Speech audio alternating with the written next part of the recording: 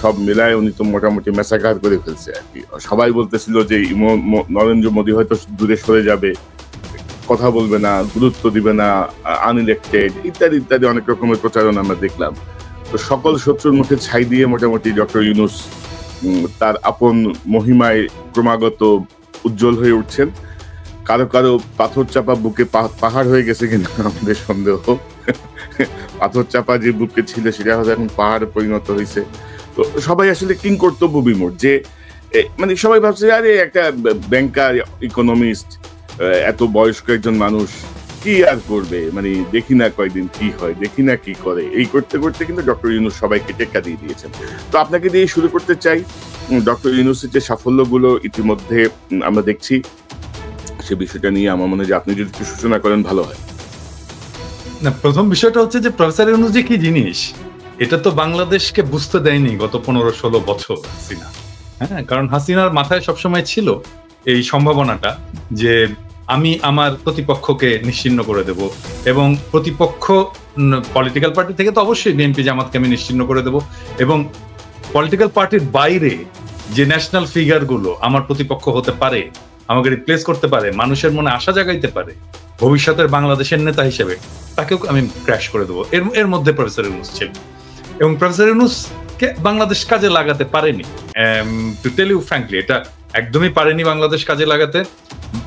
তাকে অন্য দেশ কাজে লাগাইছে, পৃথিবীর সব দেশ তাকে কাজে লাগাইছে, পৃথিবীর সব দেশে তার মেধা, দক্ষতা এটা কাজে লাগছে, পৃথিবীর সব দেশে সে সেলিব্রেটেড। এইরকম ফিগার বাংলাদেশের ইতিহাসে আগামী 50-100 বছরে আসবে কিনা এটা আমার সন্দেহ আছে। মানে আমি অবশ্য ভবিষ্যৎ নিয়ে এত বড় ইয়ে করতে চাই না, কারণ আমরা ডেফিনেটলি আমরা প্রত্যাশা করি যে প্রফেসর ইউনূসের যোগ্যতাকেও ছাড়িয়ে যাক আমাদের আগামী প্রজন্ম। কিন্তু আমরা তো ধরেন জিয়াউর রহমানের পরে এত বড় কারিশম্যাটিক লিডার আমরা বাংলাদেশে পাই, নট ইভেন শেখ মুজিবও এই লেভেলের কারিশম্যাটিক লিডার ছিল। তো এই জায়গাটা এসে উনি কাজ করার সুযোগ পাইছেন অনেক বেশি বয়সে। আমাদের সবার মনেই একটা আশঙ্কা ছিল যে এই বয়সে উনি কেমন সময় দিতে পারবেন, কেমন পারফর্ম করবেন, ওনার সেই উদ্যমটা আছে কিনা, কিন্তু এটাকে উনি পিছনে ফেলে দিয়েছেন। উনি একেবারে তরুণদের মতোই একই দুর্গতিতে উনি দৌড়ে যাচ্ছেন, এবং মাত্র 8 মাস। আজকের ভিডিওতে আমি বলছি যে প্রফেসর ইউনূস যেদিন ঈদের মাঠে হাত যারা ছুঁইতে পারছে তারা সবাই বলছে যে স্যার আর 5 বছর। কেন সবাই এরকম আহ্বান জানাচ্ছে, আকুতি জানাচ্ছে? কারণ এই একটা মানুষ অনেক দিন পর মানুষকে মানুষের মর্যাদা দিতে পারছে। হ্যাঁ, এটাই ইম্পর্টেন্ট। হ্যাঁ, এটাই ইম্পর্টেন্ট। এবং এই জায়গাটায় যে প্রফেসর ইউনূস যে স্ট্যান্ডার্ড সেট করে দিয়ে যাচ্ছে আমাদের ভবিষ্যৎ রাষ্ট্রনেতাদের জন্য, ভবিষ্যৎ শাসকের জন্য, এই স্ট্যান্ডার্ডটা অ্যাচিভ করতেই হবে, এবং এটা খুবই ইম্পর্টেন্ট। স্যার যতদিনই থাকে, স্যার সামনে ডিসেম্বরে ইলেকশন দিয়ে চলে যান বা সামনের জুনে ইলেকশন দিয়ে চলে যান, হোয়াট এভার, যে যতদিনই থাকেন উনি যে স্ট্যান্ডার্ডটা সেট করে দিয়ে যাচ্ছেন এটাই বাংলাদেশের শাসনের স্ট্যান্ডার্ড, এটাই বাংলাদেশের রাষ্ট্রনেতার স্ট্যান্ডার্ড হয়ে থাকে। এবং এখানেই এই পুরনো রাজনীতিবিদদের আতঙ্ক, ভয় যে আমরা তো আসলে পারবো না এটা করতে, আমাদের এই মেধা, এই যোগ্যতা, এই ভিশন এটা তো নাই। সেই জন্যই যত কম ছোট করা যায় ওনার শাসনকালটাকে, এবং যত তাড়াতাড়ি ওনাকে ডিসক্রেডিট করে বের করে দেওয়া যায় এই চেষ্টা হয়েছে। এবং এটা সম্ভব হবে না এই কারণেই যে বাংলাদেশের মানুষ প্রফেসর ইউনূসের পাশে দাঁড়িয়েছে। হ্যাঁ, একটা বিশাল প্রাচীর হয়ে ওনার পাশে দাঁড়িয়ে গেছে। এবং উনি বিপ্লবের কেউ ছিলেন না, কিন্তু উনি বিপ্লবে পার্টিসিপেট করেননি। হ্যাঁ, উনি এমনকি বিপ্লবের সময় দেশেও ছিলেন না, কিন্তু উনি বিপ্লবের আইকন হয়ে উঠছে। এটা একটা অসাধারণ বিষয়। হ্যাঁ, আমি এটাকে তুলনা করতে চাই খোমেনির সাথে। খোমেনিও প্যারিসে ছিলেন ওই সময়, এবং প্যারিস থেকে দেশে ফিরে গেলেন। হ্যাঁ, তো সেই প্রত্যাবর্তনের পর খোমেনি যেই ফিগার হয়ে উঠেছিলেন ইরানে, প্রফেসর ইউনূস ঠিক একই লেভেলের ফিগার হয়ে উঠেছেন। এবং আমি আশা করি যে দুইটা জিনিস আছে, সেটা হচ্ছে যে এক, যেখানে আমি মনে করি যে যেখানে আনকম্প্রোমাইজিং প্রফেসর ইউনূস, সেটা হচ্ছে শেখ হাসিনা এবং আওয়ামী লীগের বিচার, এবং 2 নাম্বার হচ্ছে যে ভারতের সামনে মাথা উঁচু করে দাঁড়ানো। এবং এই জিনিসটা আমরা চাই যে এটা প্রফেসর ইউনূস যেটা করেছেন মিটিং এ যা বলেছেন আমরা তো দেখেছি, মোদির সাথে মিটিং এ কি বলেছেন, হ্যাঁ, এবং এই জিনিসটা অব্যাহত থাকলে বাংলাদেশের মানুষ ওনাকে আর কখনোই ছাড়তে চাই। জি দাদা, আমি আরো বিস্তারিত ভাবে ধরেন চীন সফর, ভারতের সাথে নরেন্দ্র মোদীর সাথে যে বৈঠক, বা সাম্প্রতিক সময় যে আমেরিকার সাথে যে ট্রেডের যে শুল্কের যে বিষয়টা নিয়ে একটু আসবো। আমি তার আগে একটু ইলিয়াসের কাছে যেতে চাই। ইলিয়াস, আপনি কিভাবে দেখছেন ডক্টর ইউনূসময় সাধারণ মানুষের মন, এবং সবাই চাচ্ছেন যে ডক্টর মোহাম্মদ ইউনূস আরো কন্টিনিউ করুক, আবার সকল দলের একটা চাপ হচ্ছে যে নির্বাচনটা যেন যথাসময়ে হয়। তো সব মিলিয়ে আপনার পর্যবেক্ষণ ইউনূসের, মানে ব্যক্তিগত ইউনূস, আমি কিন্তু পুরো ডক্টর ইউনূস সাহেবের মন্ত্রী পরিষদের কথা বলছি না, উপদেষ্টা পরিষদ না, শুধু ডক্টর ইউনূসের যে ক্যারিশমা, আমরা সেটাকে হাইলাইট করতে চাচ্ছি। হাইলাইট মানে কি, সেটা নিয়ে আমরা আলোচনা করতে চাচ্ছি, এটা অলরেডি হাইলাইটেড, আপনার কাছ থেকে শুনি। জি, বিষয় হচ্ছে যে আমরা একটা বিষয় মনে পরিষ্কার করা দরকার। ধরেন সারা দেশে এখন একটা পরিস্থিতি তৈরি হয়েছে যে ডক্টর ইউনূস আর বিএনপিকে মনে হচ্ছে মুখোমুখি দাঁড় করানো হয়েছে। এই জায়গাটা মনে হয় আমাদের পরিষ্কার করা উচিত। আমরা আলাদাভাবেও যখন কথা বলি, আমরা জানি যে এই দেশে মানে একটা আনইলেক্টেড গভর্নমেন্ট বেশি দিন থাকতে পারে না, এটা থাকা সম্ভবও না। আলটিমেটলি একটা নির্বাচিত সরকারকেই ক্ষমতায় আসতে হবে, তাদেরকেই দেশ চালাতে হবে, এবং যে কথাটা ডক্টর মোহাম্মদ ইউনূসও বলেন। কিন্তু পরিস্থিতিটা এখনকার যে অবস্থা, ধরেন আমাদের স্বাভাবিক নির্বাচন হয় নাই, স্বাভাবিকভাবে দেশ চলে নাই, এখনো পর্যন্ত যদি আওয়ামী লীগের বিভিন্ন ফেসবুক, তাদের যেই প্রোপাগান্ডা সেলগুলো আছে, এবং ইন্ডিয়া তো সরাসরি তাদের হয়েই কাজ করছে, তাদের মূল টার্গেট হচ্ছে বাংলাদেশে ধরেন একটা জায়গায় যদি একটা ছোট মানে কোনো একটা জনসমাবেশ হয়, সেখানে অন্তত 50% মানুষের মাথায় টুপি থাকবে। আর এটা আমাদের দেশের মানুষ যেহেতু মুসলমান, তারা মাথায় টুপি পরে, এটা আমাদের মানে একটা মানে ওই দেশের কালচার। এটা যে ধর্মীয় পোশাক তাই না, আমাদের কালচারে, আমাদের সংস্কৃতিতে পরিণত হয়েছে। এটাকেও তারা নিয়ে তারপরে ফেসবুকে পোস্ট করছে, করে তারপরে দেখাচ্ছে যে আমি জানি না, এখানে হতে পারে কেউ মানে কালো পতাকার ভেতরে লা ইলাহা ইল্লাল্লাহ মুহাম্মাদুর রাসূলুল্লাহ লেখা তো আর নিষেধ না, বাট এটা যেহেতু একটা জঙ্গি সংগঠন, এটা কাদের তৈরি কি সে আলোচনায় আর যাচ্ছি না, একটা জঙ্গি সংগঠনের নাম দেওয়া হয়েছে, আমরা সেটা থেকে মানে বিরত থাকাই মনে হয় ভালো। তারপরেও যদি নাকি তারা কেউ করে থাকে, কিংবা কোনো এজেন্সি যদি নাকি এটাকে উদ্দেশ্য প্রণোদিতভাবে করে থাকে, সেটা করে থাকতে পারে, কিন্তু আমাদের উদ্দেশ্য কি, আমরা কি আসলে আফগানিস্তান হইতে চাই, আমরা কি পাকিস্তান হইতে চাই, আমরা কি আইএসআই হইতে চাই না, আমরা তো কোনো জঙ্গি সংগঠনের সাথে না, আমরা চরমপন্থী না, কখনোই না। অথচ এইটাকে তারা পুঁজি করে সেই ছবিগুলোকে নিয়ে বিভিন্ন জায়গায় দেখানোর চেষ্টা করছে যে বাংলাদেশ হচ্ছে ইসলামী চরমপন্থীদের দখলে চলে যাচ্ছে। এটা যদি আপনি কয়েকটা সিকোয়েন্স যদি ভাগ করেন, দেখেন ঈদের আগের দিন প্রথম আলোর একটা নিউজ ছিল, আপনাদের কারো চোখে পড়েছে কিনা জানি না, আমিও দেখিনি, আমাকে একজন পাঠিয়েছে, একজন সাংবাদিকই পাঠিয়েছেন। তিনি দেখলাম যে সেখানে আজ চাঁদ দেখা গেলে কাল ঈদ, এটা হচ্ছে ইয়েটা আমি কনক ভাইকে এটা পাঠাতে চেয়েছিলাম। তো সেইখানে একটা ব্যানার আছে, ব্যানারের পেছনে অনেকগুলো মানুষ, সেই মানুষগুলোর সাথে আপনার একটা কুকুরকে দিয়ে দেওয়া হয়েছে। আচ্ছা, আপনি আমাকে বলেন যে প্রথম আলোর ঈদের দিনের ইয়ের সাথে এই যে এই উল্টা হয়ে গেছে, আমাকে একটু এই করতে হবে। আচ্ছা, তো এখন ধরেন, আচ্ছা এই হচ্ছে ইয়েটা, দেখেন এই যে কোন একটা কুকুর ঈদ মোবারকের নিচে, কুকুর না গরু? হ্যাঁ কুকুর। আচ্ছা, গরুর তো শিং থাকবে, কুকুর একটা, তো এটা এখানে দেওয়া হয়েছে।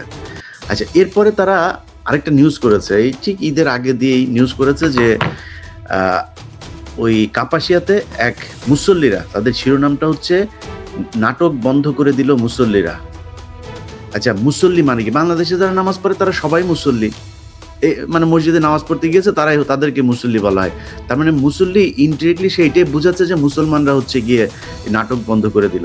বাংলাদেশের মানুষ, আরে ভাই এই দেশ এরকম এক জায়গায় গিয়ে পৌঁছেছে পর্ন জোর করে সরকারিভাবে বন্ধ করতে হয়।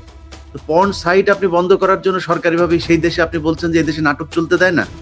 সারাদিন নাটক সিনেমা দিয়ে ভরপুর, নাটক নাকি চলতে দেয় না, নাটক বন্ধ করে দিয়েছে। প্রথম আলো এই নিউজ করেছে। আচ্ছা, নিউজ করার আগে আর পরে এই দেশের প্রাইম মিনিস্টার পর্যন্ত নাটক করে, হ্যাঁ, এবং এত বেশি নাটক করে যে আমাদেরকে বলতে হয় নাটক কম করো প্রিয়। সেই দেশের নাটক চলে না। এখন এই বিষয়গুলো যদি সবই করেন, এখন মানুষ তো রিয়েক্ট করে নাই, যেটা 2007 সালে প্রথম আলো করেছিল, সেই এক কার্টুন দিয়ে তারপরে মুসলমানদেরকে ঝাঁপায় তারপরে রাস্তায় নামানোর পরে তারপরে এই যে 15 বছর সেই প্রথম আলোর কার্টুনের চললো বাংলাদেশ। সারা পৃথিবী জানলো যে এই দেশ মুসলমানদের ইয়েতে চলে যাচ্ছে, চরমপন্থীরা দখলে নিচ্ছে। ঈদের আগেও আপনি যদি চ্যানেল আর জিল্লুর যে বক্তব্য, জিল্লুর হঠাৎ করে বলে বসলো যে এই দেশে নাকি বিশাল চরমপন্থী। জিল্লুর, তোমার সেই জঙ্গি হামলা কই? ঈদের পরে না বলে জঙ্গি কোথায় কোথায় জঙ্গি হামলা হবে, জিল্লুর সেটাও বলে দিল। তো জিল্লুর যে কাদের লোক, এই চিপ রেটের বিদেশি এজেন্সিদের এজেন্ট, এদের থেকে সাবধানে থাকতে হবে আমাদের। কিন্তু কথা হচ্ছে জিল্লুর আসলে কাদের পারপাস সার্ভ করে। মানে জিল্লুর তো আগে আমেরিকান পয়সায় চলতো, এখন তো আমেরিকান পয়সা বন্ধ নাই। এখন জিল্লুরের পয়সাটা কোত্থেকে আসছে এটা একটু আমাদের জানা দরকার। তো জিল্লুরকেও বলতে হবে।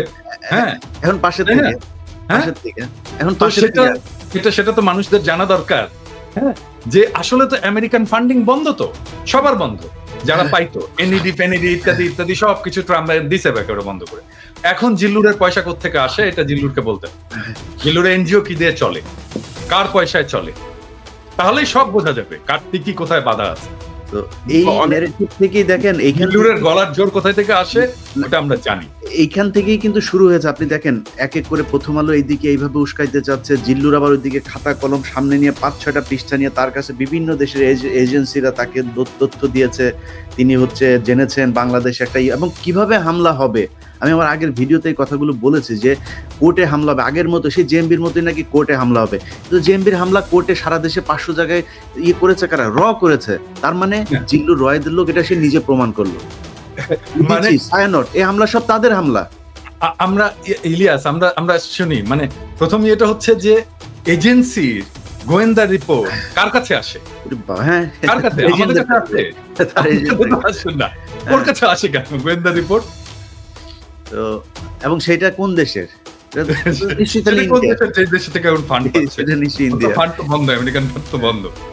তো এই হচ্ছে অবস্থা। তারা যে চেষ্টাটা করেছিল সেটার কিছুটা প্রতিফলন আবার নিউ ইয়র্ক টাইমস তাদের নিউজ করেছে, বাংলাদেশে ইসলামপন্থীদের করেছে। বাংলাদেশ ইসলামপন্থীদেরই দেশ, এই দেশে ইসলামের পন্থীরা যা চায় সেইভাবেই চলবে। এটা তো খ্রিস্টানের দেশ না, এটা তো ইহুদির দেশ, এটা হিন্দুদের দেশ না, এই মুসলমানদের দেশ। তো মুসলমানরা যেমন চায় তেমনি চলবে। আপনার কোন দেশ আছে যে যেখানে আপনি যদি গণতন্ত্র মানেন, মুসলমান যদি চায় যে আমার দেশ আজকে, তারা যদি বলে এই দেশ শরিয়ায় চলবে, এই দেশ না আমার ওপেন সেক্স কান্ট্রি হবে, সমস্যা কি? যা চায় তারা তাই হবে। তো যাই হোক, এই বিষয়গুলো নিয়ে তারা চাচ্ছে বিদেশিদের আবার ফের সে আগের মতো ইনভলভ করতে। এখন সমস্যাটা সেটা হচ্ছে যেটা নিয়ে আমরা আজকে আলোচনা করছি, ডক্টর মোহাম্মদ ইউনূসের। ডক্টর মোহাম্মদ ইউনূস এই চীনের যেই সফরটা, শেখ হাসিনাকে ইন্ডিয়াতে গেলে কাদেরকে দিয়ে, বাইজিদেরকে দিয়ে বরণ করতো আমরা দেখেছি, ঢোল তবলা দিয়ে, তারপরে নেচে গেলে শেখ হাসিনা নিজেও ডান্স করেছেন, এগুলো দিয়ে বরণ করতো। একটা ছোট্ট মন্ত্রীকে পর্যন্ত পাঠায় নাই, উপমন্ত্রী, মন্ত্রণালয়ের কর্মকর্তা, এদেরকে দিয়ে তাকে রিসিভ করাইতো। আমার বিশ্বাস করেন, মানে অন্তরটা একদম ভরে গিয়েছে যখন দেখলাম মোদি সহ পুরো ভেতরে থাকা লোকগুলো সব দাঁড়িয়ে গেল, ইউনূস ঢুকলো, মনে হলো আমেরিকার প্রেসিডেন্ট ঢুকলো অন্যান্য কয়েক দেশের, তাও সেই মানে বড় কোনো দেশ না, ওই D8 ওই টাইপের দেশ না, মনে হলো যেন এই আসিয়ান এই টাইপের কোনো সংস্থার ভেতরে আমেরিকান প্রেসিডেন্ট এসছে, তিনি আসার পরে সব দাঁড়ায় গেল। এরকমভাবে তাকে সম্মাননা দেওয়া হলো।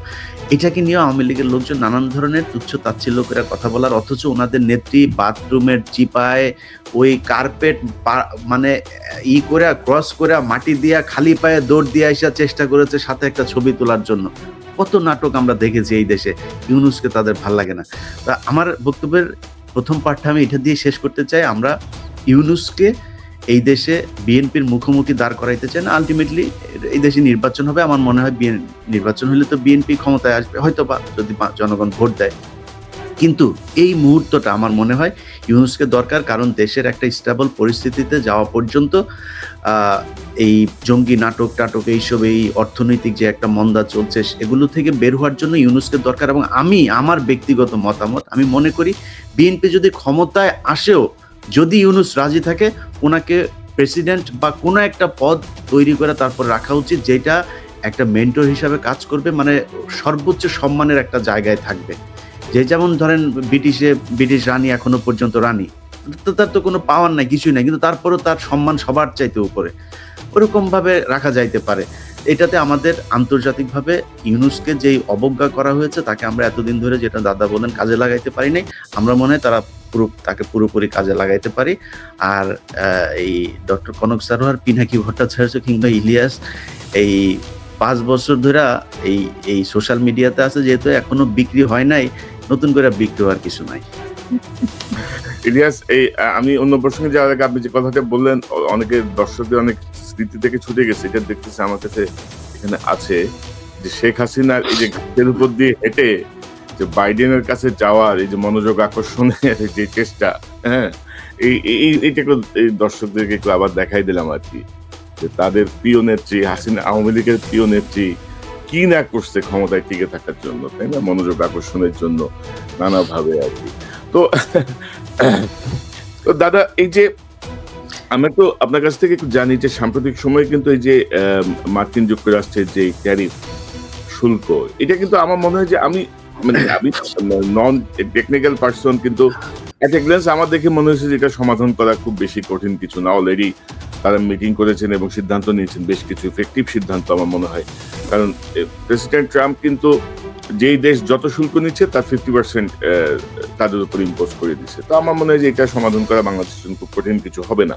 তো সার্বিকভাবে আপনি চীন সফর, ইন্ডিয়ার প্রাইম মিনিস্টারের সঙ্গে বৈঠক এবং এই যে ট্যারিফ, এটা নিয়ে যদি একটু সংক্ষেপে যদি আপনার বিষয়টা বলেন, দর্শকদের জন্য একটু বুঝতে সুবিধা হবে। যে আমরা অনেকদিন আগে থেকেই বলে আসতেছি যে গ্লোবাল ইকোনমির সেন্টারটা শিফট হয়ে যাবে চায়নাতে, মানে আমাদের অঞ্চলে, এবং আমাদের প্রক্সিমিটির কারণে চায়নার এই গ্রোথ এবং এই গ্লোবাল ইকোনমির লিডারশিপের সুবিধা নিয়ে আমরা আমাদের অর্থনীতিকে নতুন করে গড়ে তুলতে পারি এবং আমরা চীনের সাথে সাথে আমাদের গ্রোথটাকে অ্যাডভান্স করতে পারি। সেজন্য চীনের সাথে আমাদের খুবই ভালো একটা সম্পর্ক, অর্থনৈতিক, রাজনৈতিক, বাণিজ্যিক সম্পর্ক, সামাজিক সম্পর্ক এবং পিপল টু পিপল যে সম্পর্ক, সেটাকে আমরা গড়ে তুলতে পারি।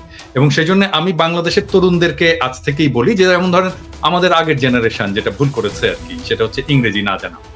ইংরেজি থেকে দূরে থাকার কারণে আমরা গ্লোবাল কমিউনিটির সাথে সেভাবে মিশতে পারিনি। এবং এখন যে সুযোগটা আসছে, আমাদের চাইনিজ জানতে হবে। মানে আমাদের না জানলেও চলবে চাইনিজ, কিন্তু আমাদের পরের যারা প্রজন্ম তাদেরকে চাইনিজ জানতে হবে, ম্যান্ডারিন জানতে হবে, ভালো চাইনিজ জানতে হবে, যদি আমাদের সত্যিকার অর্থেই এই ইকোনমিক গ্রোথের সাথে আমাদেরকে এক পার যেতে হয়।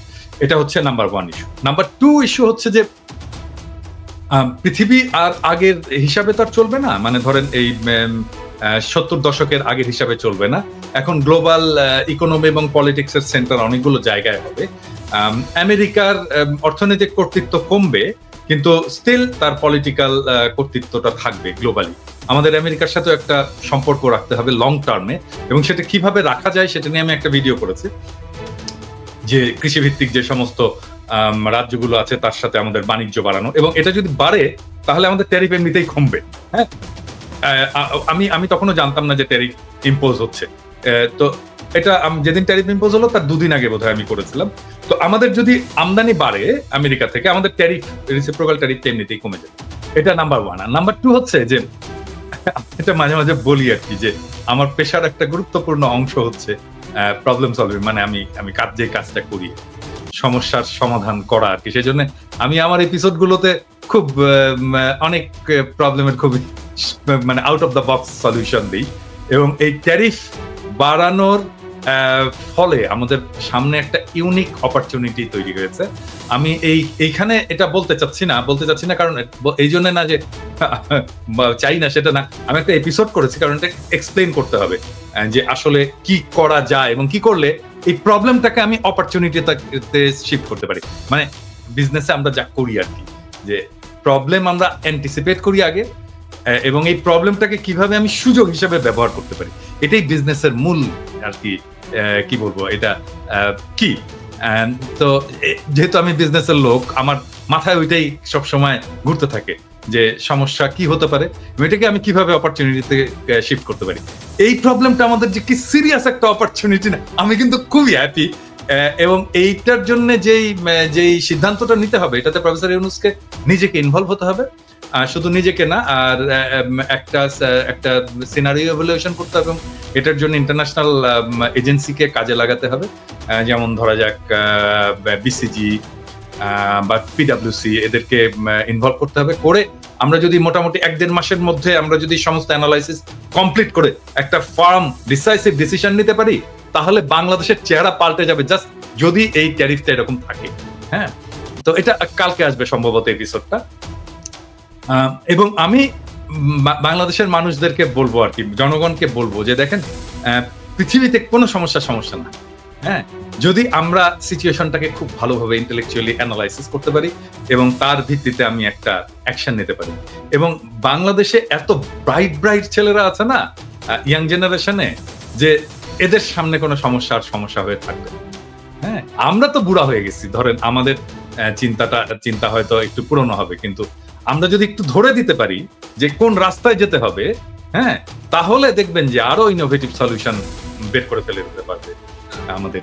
তবে দাদা, আমি দাদা মনে করি যে ধরেন আমরা ধরেন ইন্ডিয়া থেকে যে চাল, গম বা এই জাতীয় খাদ্যশস্য আমরা যে আমদানি করি, এগুলো ইন্ডিয়া থেকে বন্ধ করে আমাদের আমেরিকা কেন্দ্রিক হওয়া উচিত। তাহলে কোয়ালিটিও বাড়বে।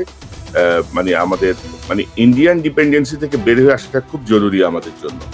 এবং গত এই 54 বছরে ইন্ডিয়ার যেই আধিপত্য আমরা বাংলাদেশিদের উপর দেখছি আর কি সকল ক্ষেত্রে, তো আমার মনে হয় যে তার একটা জবাব দেওয়া উচিত। ইতিমধ্যে চিকিৎসা বন্ধ হয়ে কিন্তু অনেক বাসের কাউন্টার এখন কাপড়ের দোকান হয়ে গেছে, অনেক কাপড়ের দোকান বন্ধ হয়ে যাচ্ছে, অনেক খারাপ অবস্থা।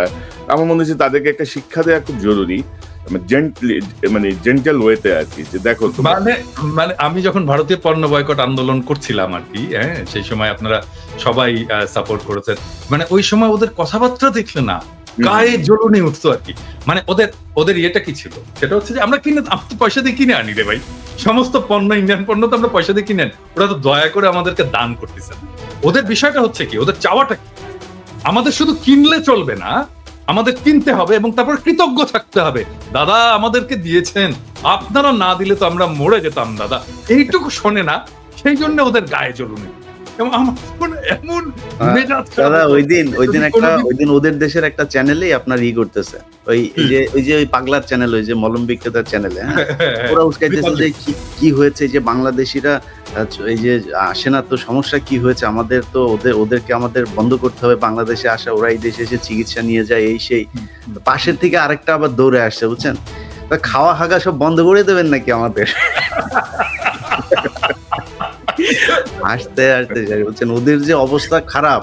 আমরা দাদা যদি খালি চীন, পাকিস্তান, এদিকে দুই দেশের সাথে যদি পাকিস্তানের চিকিৎসা ব্যবস্থাও অনেক ভালো, এবং চীন যেটা আমি যে ইয়েটা দেখলাম, এখানে আপনার ওদের একটা হসপিটালের একটা ফ্লোর ওরা বাংলাদেশের জন্য ছেড়ে দিতে চাইছে, এবং চীনের মানুষের যেই চিকিৎসার যে খরচ তার চাইতেও তারা কম নিবে।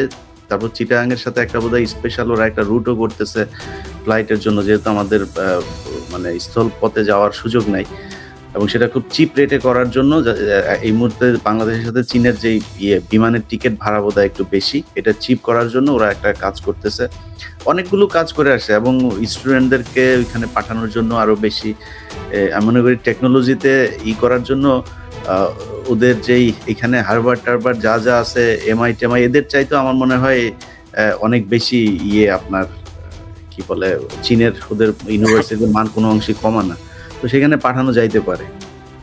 মানে ইলিয়াস, ধরেন যে ইন্ডিয়ান দাসত্বের চেয়ে আমি মনে করি যে চীনের সাথে বন্ধুত্ব বা আমেরিকার সাথে বন্ধুত্ব অনেক বেশি গুরুত্বপূর্ণ হবে বাংলাদেশের জন্য।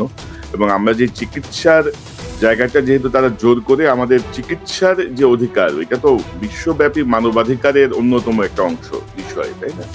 সেটি যেহেতু তারা বন্ধ করেছে, গারল একটা অ্যাটিটিউড করে একটা স্বৈরাচারী শাসককে রক্ষা করার নামে, মানে বিশ্বের সর্ববৃহৎ গণতন্ত্রের দাবিদার একটা দেশ, তো আমার মনে হয় যে আমাদের ওই চিকিৎসার জায়গাটায় আমরা চীনের দিকেই থাকি, পাকিস্তানের দিকে যাই প্রয়োজনে। আর আমাদের দেশে তামিম ইকবালের চিকিৎসার পরে আসলে চিকিৎসকদের প্রতি অন্যরকম একটা আস্থা বেড়ে গেছে না কনক, মানে আমাদের তো কিছু চিকিৎসার প্রবলেম আছে, এটা আমাদেরকে স্বীকার করতে হবে। বিং এ ডক্টর, এটা আমি সবসময় আত্মসমালোচনা হিসেবেই দেখি। হ্যাঁ, কিন্তু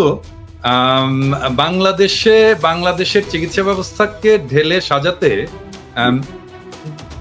বড় জোর খুব বেশি হলে, মানে বাংলাদেশের থেকে যাবে না তো কোথাও, বরং বাংলাদেশে আসবে চিকিৎসা করতে, এটা করতে হলে বড় জোর 10 বছর সময় লাগবে। মানে ধরেন আমি যদি দেশে যাই 10 বছর যদি কাজ করতে, সরকারে থাকতে হবে না, সরকারে থাকার দরকার নেই, সরকারের বাইরে থেকে যদি আমি 10 বছর কাজ করতে পারি না, বাংলাদেশের হেলথ সিস্টেম একদম পুরো পাল্টায় দেওয়া সম্ভব। এবং বাংলাদেশের মানুষজন বাইরে থেকে চিকিৎসা করতে আসে। সমস্যাটা কোথায় হয় আসলে, মানে আমি বলি, মানে বিইং এ ডক্টর, আমি আসলে এই জায়গাটা ডাক্তারদেরকেও আমি বলবো এটাকে করার জন্য, এটাকে হৃদয়ের সাথে উপলব্ধি করার জন্য। হ্যাঁ, একজন মানুষ যখন চিকিৎসকের কাছে আসে, সে ভয়ানক অসহায় হয়ে আসে, এবং এই সময় সে চায় চিকিৎসক আমার কথা শুনবে। অনেক কথা আছে যেটা বলে, যেটা হয়তো শোনার দরকার নাই, আমার অ্যাজ এ ডক্টর আমার হয়তো শোনার দরকার নাই, প্রাসঙ্গিক না, কিন্তু সে কথা বলতে চায়, শোনাতে চায়। হ্যাঁ, এই কথাটা শুনতে হবে, সময় গেলেও শুনতে হবে। হ্যাঁ, এবং আমি প্র্যাকটিস করি না, কিন্তু আমি যদি প্র্যাকটিস করতাম তাহলে আমি কি করতাম, আমি পেশেন্টের সব কথা বলা শেষ হয়ে গেলেও আমি বলতাম, আর কোনো সমস্যা আছে, আর কিছু বলবেন, আর কিছু, হ্যাঁ, এইরকম করে আমি শুনে নিতাম একদম শেষ পর্যায় পর্যন্ত। এবং পেশেন্টের কথা যদি শোনা যেত সমস্ত, তাহলেই দেখতেন যে আমাদের রোগীরা স্যাটিসফাইড হয়েছে। এটা একটা বিষয়। আর 2 নাম্বার হচ্ছে যে আমাদের হেলথের মধ্যে কিছু মাফিয়া হয়েছে। হ্যাঁ, মাফিয়া এটা সব ব্যাপারে, যেমন হসপিটাল মাফিয়া হয়েছে, তারপরে ফার্মাসিউটিক্যালসে মাফিয়া হয়েছে, হেলথ ইকুইপমেন্টসে মাফিয়া হয়েছে। আমি একটা এক্সাম্পল দিই, ধরেন বাংলাদেশে আপনি একটা পেসমেকার বসাবেন আপনার বুকে, আপনি পেসমেকার বাংলাদেশে তো হয় না, এটা কিনে আনতে হবে বাইরে থেকে, ইম্পোর্ট করতে হবে। তো আপনার বুকে যে পেসমেকারটা বসানো হবে, আপনি ধরে নিতে পারেন যে 90% ক্ষেত্রে ওই পেসমেকারটার যা দাম, আমি এখন জানি না কত দাম, ধরেন এটার দাম ধরেন 3 থেকে 4 লক্ষ টাকা। এই 4 লক্ষ টাকা যদি দাম হয়, তাহলে ডাক্তার সাহেব ওইখান থেকে 70 থেকে 80 হাজার টাকা কমিশন পাবে। হ্যাঁ, আমার সাথে চ্যালেঞ্জ করতে এসেন না ডাক্তার সাহেবেরা এবং ডিভাইস কোম্পানিরা, চ্যালেঞ্জ করতে এসেন না, আমি একেবারে খাইয়া দেবো কিন্তু। হ্যাঁ, তো তাহলে এই যে 70 হাজার টাকা গেল, এই টাকাটা তো পেশেন্টের পকেট থেকে গেল, এবং এটা তো ডাক্তারের দরকার ছিল না, কারণ ডাক্তার তো ডিভাইসের মালিক না, ডিভাইসের মালিক তো ডিভাইস কোম্পানি, ডিভাইসের একটা দাম আছে, তৈরি হয়েছে, এবং এই দামটা আমি পেশেন্টের পকেট থেকে বের করে আমি ডাক্তারকে দিয়ে দিলাম। এবং এই জন্যই বাংলাদেশের চিকিৎসা খরচটা স্কাই রকেট হয়ে গেছে। হ্যাঁ, শুধু তাই না, মানে হসপিটালে যদি আইসিইউ এ, ইন্টেনসিভ কেয়ার ইউনিটে কোনো পেশেন্টকে কোনো ডাক্তার রেফার করে, সেই ডাক্তার ওই বেডের একটা ভাড়ার অংশ পায়। হ্যাঁ, সেই জন্য ইন্টেনসিভ কেয়ার ইউনিটে যখন পেশেন্ট থাকে, বিশাল একটা বিলের বোঝা তার কাঁধে চাপে। সো এই যে হেলথ মাফিয়া যেভাবে ধরেছে বাংলাদেশের হেলথ সেক্টর, এইটা থেকে মুক্ত করার জন্য একটা খুব স্ট্রং অ্যাক্টিভিজম দরকার, স্ট্রং পার্সোনালিটি দরকার, যাকে আসলে খাইয়া দিতে পারবে না এই মাফিয়া ইন্ডাস্ট্রি। হ্যাঁ, দেশে আমি ফিরে গেলে আর কি, হ্যাঁ, মানে আমার সামনে এসে হয়তো মাস্তানি করতে পারবে না আর কি, আই বিলিভ যে এই মাফিয়াগুলো। এবং এইটাকে বন্ধ করতে না পারলে আপনি এই হেলথে রিফর্ম করতে পারবেন। মাফিয়াদেরকে বন্ধ করতে হবে, মাফিয়াদেরকে খাইয়া দিতে হবে, মাফিয়াদেরকে খাইয়া দেওয়ার মতো ক্ষমতা বান কাউকে এটাকে ড্রাইভ করতে হবে। হ্যাঁ, সেটা যেই করুক, হ্যাঁ, সেটা আমি তাকে সাপোর্ট দেই, বা আমরা সবাই মিলে তাকে সাপোর্ট দেই, বা সে নিজেই এটাকে ড্রাইভ করবে। দাদা, আরেকটা বিষয় আমি জাস্ট আপনার সঙ্গে যোগ করি, ধরেন মেডিকেল রিপ্রেজেন্টেটিভ, মানে যে পরিমাণ ঘুষ দেয় ডাক্তারদেরকে, গাড়ি বাড়ি থেকে শুরু করে মানে চেম্বার সাজায় দেওয়া পর্যন্ত, এবং ভালো ওষুধ কিন্তু বাংলাদেশে তৈরি হয়, খুবই ভালো মানের ওষুধ, আন্তর্জাতিক মানের ওষুধ কিন্তু বাংলাদেশ ম্যানুফ্যাকচার করে, কিন্তু এমাজা যে ডাক্তারকে ঘুষ দিয়ে মানে তার কোম্পানির ওষুধ লিখতে বাধ্য করে। মানে এই যে অনৈতিক যে কাজগুলো, আমার তো মনে হয় যে খুব রিসেন্ট যদি ধরেন এই কমিশন বাণিজ্য আর এমআরদের এই অ্যাক্টিভিটি বন্ধ করা যায়, চিকিৎসা ব্যবস্থায় ধরেন 50% একটা ডেভেলপমেন্ট আমরা দেখতে পাবো। এটা হচ্ছে কি, এটা সামগ্রিক মেধাহীনতার বিষয়। মানে আমিও তো এখানে ফার্মাসিউটিক্যাল কাজ করি, তাই না? মানে আমাদেরকেও ডাক্তারদের কাছে যেতে হয়, আমাদেরও রিপ্রেজেন্টেটিভরা ডাক্তারদের কাছে যায়, এবং এখানে যে ধরনের রুলস এবং রেগুলেশন আছে, মানে অনেক ডাক্তার ধরেন আমার সাথে মিট করলেন, হ্যাঁ, কথা বলবেন, বা বললেন যে তোমার সাথে এই টাইমে আমি মিট করব, আমাকে অফিস থেকে রেঞ্জ দেওয়া আছে, আমি ঠিক কত টাকা খরচা করতে পারবো ওনাকে চা কফি খাওয়ানোর জন্য, হ্যাঁ, বা আমি ওনাকে কি গিফট দিতে পারবো, এটা টাকায় অঙ্কে ইয়ে করা আছে, এবং আমাকে এটা এসে ডিক্লেয়ার করতে হবে যে আমি এটা দিয়েছি ওনাকে, আমি ওনাকে এই রেস্টুরেন্টে খাইয়েছি, এই যে এত বিল, এবং এটার দাম জানেন, আমি বলি দুজনকেই বলি আর কি, মানে এটা লাঞ্চ যদি করাতে হয় তাহলে এটা 18 ইউরোর বেশি না। 18 ইউরোতে লাঞ্চ হয় কোনো ইউরোপে? হয় না তো, ভালো লাঞ্চ তো হয় না, তাই না? মানে আদতে আসলে আমরা কিছু করতে পারি, আমরা এই দেশের ডাক্তারদেরকে গিফট, স্যাম্পল, এইটা সেটা এগুলো আমরা দিতেই পারি। আমাদেরকে করতে হয় আমাদের ইন্টেলেকচুয়াল কাজ, আমাদের রিসার্চ করতে হয়, রিসার্চের ডেটা দেখাইতে হয়, এটা দেখায় কনভিন্স করতে হয়, হ্যাঁ, অন্য কিছু করার এখানে সুযোগ নাই।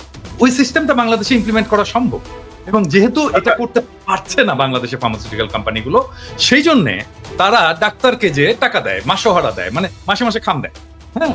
এরকম এটা কিরকম জানেন, মানে এটা বলি না, এটা যারা শুরু করেছে, যারা এটা করেছে, এইরকম একটা কোম্পানির একজন সেলস ম্যানেজার আমার কোম্পানিতে চাকরি শুরু করলো আর কি, হ্যাঁ। তো আমি তাকে জিজ্ঞেস করলাম যে এই যে আপনারা যে টাকা পয়সা দিতেন এটা কিভাবে, তো খুব লজ্জা পাচ্ছে, স্যার এইটা আর বললেন না স্যার, এটা যে কিভাবে করতাম, অনেক পায়াস ডাক্তার ছিলেন টাকাটা নিতে চাইতেন। তখন আমরা একটা টেকনিক করতাম। কি টেকনিকটা হচ্ছে আমি যে বলতাম, ডাক্তার সাহেব এটা তো আপনার কাছে আসতোই, হ্যাঁ, ডায়াগনস্টিকেরও কিন্তু একই জিনিস, ডায়াগনস্টিক যে টেস্ট হয় সেটারও একই জিনিস, ডাক্তার সাহেব এটা তো আপনার কাছে আসতোই, হ্যাঁ, এটা আমার কাছে এসছে থাকবে, হ্যাঁ, এটা কাজ করি ডাক্তার সাহেব, আপনি একটা এতিমখানায় দিয়ে দেন, আপনার হয়ে আমরা দিয়ে আসবো, হ্যাঁ। তো এরকম 3-4 মাস চলতো আর কি। ডাক্তার সাহেব এতিমখানায় দিয়েছে এই যে রশিদ, ডাক্তার সাহেব এতিমখানায় দিয়েছে এই যে রশিদ, ডাক্তার সাহেব এতিমখানায় দিয়েছে এই যে রশিদ, ওনারা খুব খুশি। 4র্থ মাসে এসে বলতো, ডাক্তার সাহেব আপনি দিয়ে দিন, বুঝতে পারছেন? মানে এই যে শিফট, এই যে আস্তে আস্তে আস্তে আস্তে আস্তে আস্তে তাকে সেন্সিটাইজ করে শিফট করে তাকে করাপ্ট করে ফেলা, এই করাপ্ট প্র্যাকটিসের মধ্যে ঢুকিয়ে ফেলা, এটা করেছে বাংলাদেশের ইন্ডাস্ট্রি, এই হেলথ ইন্ডাস্ট্রি। এবং আপনি তো দাদা ওইটা তো জানেন না, এখন চিকিৎসকদের প্রেসক্রিপশন ছাপায় দেয় এমআর মানে ওষুধ কোম্পানিগুলা, এবং যেটা নিচে এরকম একটা কার্বন পেপার থাকে, কি প্রেসক্রিপশন লেখা হচ্ছে ওইটা শেষ হওয়ার পরে জমা দিতে হয়। মানে এইটা তো মাইর ছাড়া উপায় নাই, অবস্থাটা ছাড়া উপায় নাই, ধরে ওই কোম্পানিকে ধরে কোম্পানির মালিককে একদম সপাং করে মাইর দেওয়া উচিত, গুলিস্তানে কামানের উপরে দাঁড় করে, যে কোম্পানি এটা করেছে সেই কোম্পানির মালিককে অথবা মার্কেটিং ম্যানেজারকে। এখন এই প্রসঙ্গে আপনারা বলতে পারেন যে দাদা আপনি তো বাংলাদেশের ফার্মাসিউটিক্যাল কোম্পানিতে কাজ করেছেন, ইন্ডাস্ট্রিতে কাজ করছেন, এই ধরনের কাজ কি আপনি করেছেন? মানে এইরকম কাজ আর কি না, আমি করিনি। আমার কোম্পানিতে কাজ করেছে এরকম অনেক লোক আছে এখন, হ্যাঁ, মানে অ্যাটলিস্ট আপনি বাংলাদেশের ইন্ডাস্ট্রিতে খোঁজ করলে আমার D16 কাজ করেছে, আমি ধরেন লাস্ট তো কাজ করেছি D16 2010 থেকে 18 পর্যন্ত, 8 বছর D16 কাজ করেছে। সেই সময় ধরেন এখন আপনি প্রায় 300 লোক পাবেন যারা D16 কাজ করে এসছে, যে কারোর সাথে কথা বলতে পারেন, এনিওয়ান। নরমালি তো যে প্রেসক্রিপশন নিয়ে ডাক্তারের চেম্বার থেকে বের হলে ওষুধ কোম্পানির লোকজন দেখতে চাইতো যে প্রেসক্রিপশনটা একটু দেখি ডাক্তার সাহেব কি ওষুধ লিখছে, পরে তারা ডাক্তারকে আর ট্রাস্ট করলো না, মানে এত ঝামেলায় গেল না, তারা প্রেসক্রিপশনের বই ছাপাই দিছে, যা লিখবেন কপি থাকবে, আমি জাজ করবো যে আপনি। এটা রোগীদেরকে বলতে চাই, প্রেসক্রিপশন হচ্ছে অত্যন্ত প্রাইভেট একটা বিষয়, প্রপার্টি, হ্যাঁ, অত্যন্ত প্রাইভেট রেকর্ড, এবং এইটার ছবি তোলা অন্য কাউকে দেখতে চাওয়া এক্সেপ্ট ফার্মাসিস্ট, এটা আইনত নিষিদ্ধ, হ্যাঁ। এবং এই আইনটাকে এনফোর্স করতে হবে, এটা বাংলাদেশ সরকারকেই করতে হবে, স্বাস্থ্য মন্ত্রণালয়কেই করতে হবে। এবং এই মাফিয়াদেরকে যদি এখনই চেক না করা যায় তাহলে এটা পরে এত বড় মাফিয়া হয়ে যাবে যে কেউ এটা সামনে আর দাঁড়াতে পারবে না।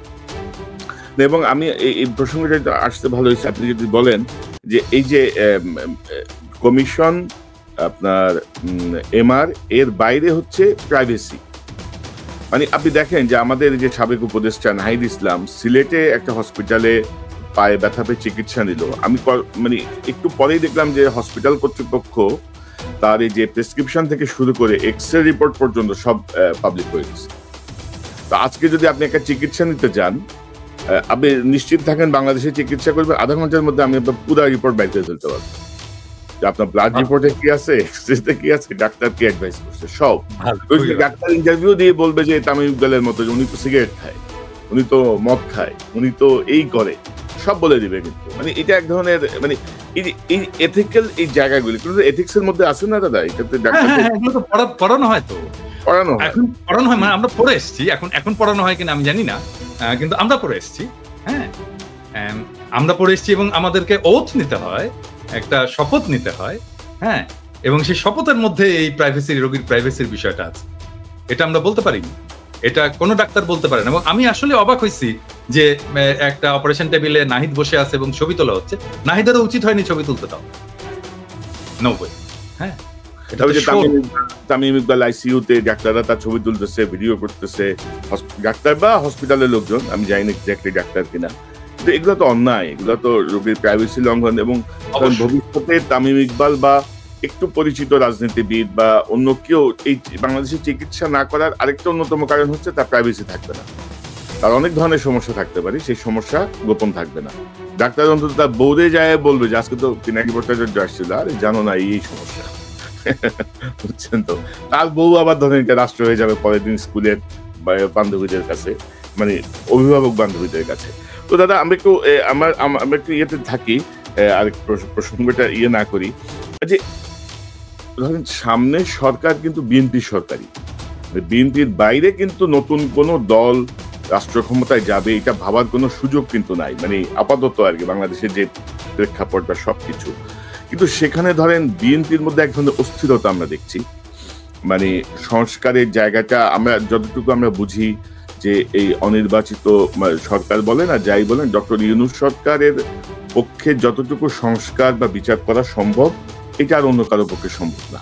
মানে পলিটিক্যাল গভর্নমেন্ট আসলে এটা আসলেই সম্ভব না কোনোভাবেই, নানা রকমের চাপে, নানা রকমের কিছুতে। আর পলিটিক্যাল নেতারা তো সব একে অপরের ভাইরা ভাই, তাই না? তো অনেক ভাইরা ভাইয়ের রিকোয়েস্টে অনেক কিছু ওলটপালট হবে।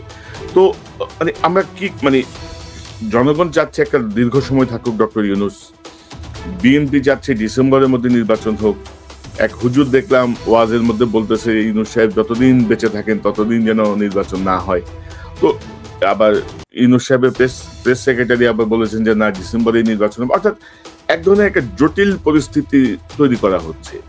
এবং এরকম একটা বিপ্লবের পরে আমরা যদি সিরিয়ার দিকে তাকাই বা অন্যান্য বিপ্লবোত্তর দেশগুলোর দিকে তাকাই, তার প্রেক্ষাপটে আমাদের প্রেক্ষাপট কিন্তু অনেক বেশি, মানে কি বলবো, মানে মনে হচ্ছে যে বিপ্লবটা একটা পানি ভাত আর কি, এটা কিছুই না, এটা হইতেই পারে। মানে মানুষ এভাবে জীবন দিবে, মানুষ এভাবে অন্ধ হবে, পঙ্গু হবে, এটা সব খুবই স্বাভাবিক। তো আপনি আপনার কাছ থেকে একটু শুনি, তারপর ইলিয়াসের কাছে যাবো। না, প্রথম বিষয়টা হচ্ছে যে ডেফিনেটলি আমাদের একটা পলিটিক্যাল গভর্নমেন্ট আসতে হবে, সেটা আসবে, এবং এটা আমাদের সবারই প্রত্যাশা। এবং এটা যেটা কোনো বললেন আপনি যে আগামী নির্বাচনে বিএনপি আসবে, আমরা তো মনে করি বিএনপি সর্ববৃহৎ দল, তারই আসা উচিত, সেটা উচিত, ঔচিত্যের ব্যাপার আর আসবে কিনা সেটা ডিপেন্ড করছে অনেকগুলো ফ্যাক্টরের উপর। হ্যাঁ, আমি সেই ফ্যাক্টরগুলো একে একে আলাপ করবো।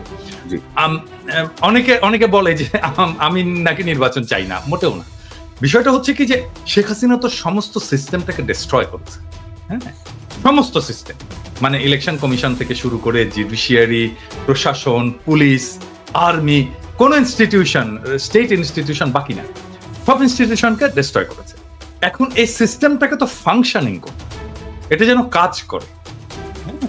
ধরা যাক যে আমি একটা সবাইকে বলি, যে বিএনপিকেও বলি, যে যেই নির্বাচন আপনারা লাস্ট হারলেন, মানে যেই নির্বাচনটা মইনু আহমেদ এবং ফখরুদ্দিনের অধীনে হলো আর কি, যে নির্বাচনে আপনারা হারলেন এবং লজ্জাজনকভাবে হারলেন, খুবই কম আসন পেলেন, ওই নির্বাচনের যে মেকানিজম, ওই নির্বাচনের পরে যে প্রশাসন, আর্মি, সেটা কি ইনট্যাক্ট আছে নাকি তার চাইতেও প্রো ইন্ডিয়া, প্রো হাসিনা হয়েছে? আমার প্রশ্ন এটা। মানে যেই নির্বাচনে আপনারা হারলেন, যেখানে আপনারা শেখ হাসিনা ক্ষমতায় আসলো প্রথম 1/11 পরে, ওই নির্বাচনে যেই সেট আপ ছিল প্রশাসন এবং আর্মিতে, স্পেসিফিক্যালি আর্মিতে, সেই সেট আপটা কি আরো প্রো ইন্ডিয়া হয়েছে নাকি প্রো ন্যাশনালিস্ট হয়েছে? প্রো ইন্ডিয়া হয়েছে, ঠিক তো? আরো খারাপ হয়েছে। তাহলে আপনি ওই র্যাঙ্ক অ্যান্ড ফাইল এটাকে রেখে আপনাকে কিভাবে হারানো হয়েছে এটা আপনি বলেন বিএনপি, আপনাকে হারানো হয়েছে কি? খুবই কেয়ারফুলি ডিজাইন করা হয়েছে, কনস্টিটিউশন ডিজাইন করা হয়েছে, এবং এটা বিএনপিরাও স্বীকার করতে বাধ্য হবে। ওই নির্বাচনে কারচুপি হয়েছে, ওই নির্বাচনে এমন ভাবে কারচুপি করা হয়েছে যেন বিএনপি একটা লজ্জাজনক হার হয় বিএনপি। হ্যাঁ, এবং এটা বিএনপিকে স্বীকার করতে হবে। আর স্বীকার যদি না করে তাহলে তো আমাদের বলার কিছু নাই, তাই না? তো ওই সেট আপটা আরো খারাপ হয়েছে, এবং এটা তো আর্মি করছে, ওটা তো আর্মি করছে। তখন তো একটা আর্মি গভর্নমেন্ট, তো মইনু এবং ফখরুদ্দিনের গভর্নমেন্ট তো আর্মি গভর্নমেন্ট, আর্মি এই ইঞ্জিনিয়ারিংটা করছে, ইলেকশন ইঞ্জিনিয়ারিংটা। ওই আর্মিটা আরো খারাপ হয়েছে, ওর ভেতর থেকে ন্যাশনালিস্ট এলিমেন্ট আরো বাইরে চলে গেছে। এটা মোরাললেস প্রো কি বলবো ইন্ডিয়ান আর্মি। তো এই আর্মি একটা ফেয়ার ইলেকশন দেবে? হ্যাঁ, মানে করতে দেবে? এইটা বিশ্বাস করেন? সম্ভব না, করতে দেবে না। হ্যাঁ, আমরা যদি ফেয়ার ইলেকশন হয়, আমার মনে হয় যে ধরেন এটা বিএনপির এটা বিএনপির জরিপ, ব্রেইন দেখছে তো, আমরা সবাই দেখছি। ব্রেইনের জরিপে ফেয়ার ইলেকশন হইলে মানে মানুষ বলছে যে আমরা 41% বিএনপিকে ভোট দেবে, অ্যাবসলিউট মেজরিটি হয় বিএনপি। কিন্তু আরো কিছু আছে ওইখানে। আচ্ছা, আমি বলি, আমি গতকালকে একটা পোস্ট দিয়েছিলাম, গতকাল না পরশুদিন, যে জামাতে ইসলামের ভোট কত। জামাতে ইসলাম 300 আসনে ইলেকশন করছিল এরশাদ পড়ার পর 91 সালে প্রথম। এখানে ভোট পেয়েছিল তারা 12.3% সম্ভবত। এবং ওই সময় যদি আমরা সমস্ত ইসলামপন্থী দলগুলোর ভোটগুলো দেখি, তাহলে আমরা দেখবো 14%-এর মতো তারা ওই ভোটটা, এবং ওই ভোটটা ভালো ভোট হয়েছে। হ্যাঁ, এবং 14% কিন্তু একটা খুবই সিগনিফিকেন্ট নাম্বার। এখন অনেকে বলে 2%, 3% জামাতের ভোট, 4% ন। তারা সব আসনে নির্বাচন করেন, তারা কিছু আসনে নির্বাচন করেছিল, ওইটাকে এক করে আমি ন্যাশনাল গড় করে বলি যে 3%, কিন্তু সবগুলো আসনে যখন করেছে তখন তার প্রায় 12.5%-এর মতো ভোট ছিল। বিএনপির যে জরিপ, এটাতে দেখা গেছে যে জামাতের ভোট আসবে 31%। এখন ধরে ছাত্রদের ভোট ওখানে কত আসবে? 5%-এর মতো ভোট আসবে। তো আমরা যদি অন্য সমস্ত ফোর্স, বিএনপির বাইরে অন্য সমস্ত ফোর্সের একটা যদি লুজ অ্যালায়েন্স হয়, তাহলে বিএনপি একটা খুবই শক্ত প্রতিদ্বন্দ্বিতার মধ্যে পড়বে। এখন বিএনপি যেটা করছে যে ধরেন এই যে বিএনপির যারা এই অনলাইন অ্যাক্টিভিস্ট আছে তারা, বা অনলাইনে ফেসবুকে যারা লেখালেখি করে তারা গালাগালি করতেছে আমাদেরকে, সেটা আমি গাইড নেই, কিন্তু তা তো না। মির্জা ফখরুল, মির্জা আব্বাসের মতো সিনিয়র নেতারা তারা সোশ্যাল মিডিয়ার পিছনে লাগছে এবং কিভাবে আমাদের সাথে পাঙ্গা নেওয়া শুরু করছে। ধরেন এই পাঙ্গাটা যদি নিতে থাকে তারা কন্টিনিউয়াসলি, তাহলে তাদের অবস্থাটা কি? ধরেন সোশ্যাল মিডিয়ায় যারা কাজ করে, হ্যাঁ, যারা কাজ করছে, যারা সোশ্যাল মিডিয়া একটা ইনফ্লুয়েন্স রাখতে পারে, ছোট হোক বড় হোক, অল্প হোক বেশি হোক কম হোক, একটা তো ইনফ্লুয়েন্স আছে। তো যারা রাখতে পারে তারা যদি পুরোটা, মানে ধরা যাক, আমি এখানে ছাড়াই বলতেছি, কনক, আপনি, আমি, ইলিয়াস, আমরা তো কেউ অ্যান্টি বিএনপি না। আমরা তো জিয়াউর রহমান, প্রো জিয়াউর রহমান, মানে জিয়াউর রহমানকে আমাদের পলিটিক্যাল আইকন মানি, তাই না? তো আমরা তো কেউই, আমরা সবাই ন্যাশনালিস্ট, তাই না? আমরা, এবং ট্রু সেন্স মানে মানুষ যাতে সাধারণভাবে বোঝে, আমরা তো সবাই রাইটেস্ট, তাই না? তো আমাদেরকে তো শত্রু ভাবার কোনো কারণ ছিল না। আমরা তো শত্রুও না, আমরা শত্রু হতেও চাই না। বিএনপি তো আসলে আমাদের পিছনে লাগছে, হ্যাঁ, আমাদেরকে শত্রু বলা শুরু করছে। এবং কিভাবে দেখেন, আওয়ামী লীগের কোন সিনিয়র নেতা কোনোদিন আমাদের নাম ধরে কোনোদিন কিছু করে, আমাদের নামে মামলা দিচ্ছে, আমাদেরকে দেশ ছাড়া করছে, কিন্তু নাম ধরে এরকম করে কিন্তু আক্রমণ করে, ওনারা নাম ধরে আক্রমণ করা শুরু করছে না। হ্যাঁ, এবং এটা তো আমাদের পেছনে লেলায় দাও, আমরা তো পার্সন, ব্যক্তি। এবং ধরেন মির্জা ফখরুল যখন বলে কুতুব দাঁড়ায় গেছে সোশ্যাল মিডিয়ায় কিছু কুতুব, ওনারা কোথায় নিয়ে যেতে চান দেশকে আমরা জানি না। ওনারা জানবেন না কেন?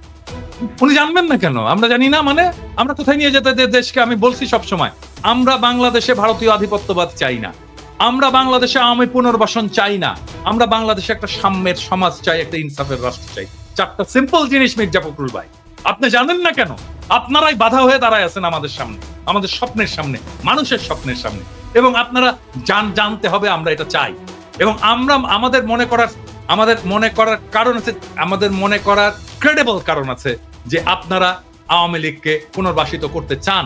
কেন চান সেই প্রসঙ্গে আসবো যদি আলোচনার সুযোগ থাকে। 2 নাম্বার, আপনারা ভারতের সাথে একটা নেগোসিয়েশন করেছেন, এটা আমাদের মনে করার ক্রেডিবল কারণ আছে। হ্যাঁ, এই জিনিসগুলোকে ক্লিয়ার করতে হবে আপনাদের কাছে। আপনারা যে আলাপ করেন, আপনারা সবার সাথে আলাপ করেন, অমুক রাজনৈতিক দলের সাথে আলাপ করেন, তমুক রাজনৈতিক দলের সাথে, সুশীল সমাজের সাথে আলাপ করেন, কেন আমাদের সাথে আলাপ করতে পারেন না? কেন পিনাকি ইলিয়াস, কনক সারোয়ারের সাথে কথা বলতে পারেন না? আপনারা মিটিং করতে পারেন না? করার দরকার আছে না? মানে আমরা পিপলস ভয়েস রিপ্রেজেন্ট করি না? আমাদের সাথে কথা বলেন না কেন? মানে আপনারা 31 দফা দিলেন, ধরেন 31 দফা দিলেন, 31 দফা তো এটা আপনার দলের দফা। তো আমরা তো সেই সময় তো আপনাদের সাথে এলাই ছিলাম, আমরা তো একসাথে লড়াই করতেছি, আন্দোলন করতেছি, আমাদেরকে দেখাইছেন। আমিও তো ডাক্তার, আমাকে তো দেখাইতে পারতেন যে ভাই 31 দফায় যে চিকিৎসা সংক্রান্ত যে জিনিসটা আছে দাদা একটু দেখেন তো এটা ঠিক আছে কিনা। হ্যাঁ, দেখাতে পারতেন তো, তাইলে তো আমাদের পার্টিসিপেশন থাকতো, আমরা ওন করতাম আপনার 31 দফাকে। কনক স্যার আপনি ওন করতেন, ইলিয়াস তুমিও ওন করতা, তো আমাদেরকে ওন করার সুযোগ দিলেন না। আমি একই জিনিস বলবো আমি জামাতকেও, একই জিনিস বলবো জামাতকেও। মানে তারা ইন্ডিভিজুয়ালি ফোন করে। এখন আমি শিওর যে জামাতের আমি তো খুবই মাইডিয়াল লোক, সবাইকে ফোন টোন করে, আমাকে ফোন করে, কিন্তু এটা তো ফোন করে উনি বলেন কি আপনার শরীর কেমন আছে দাদা, বাড়ির সবাই ভালো আছে।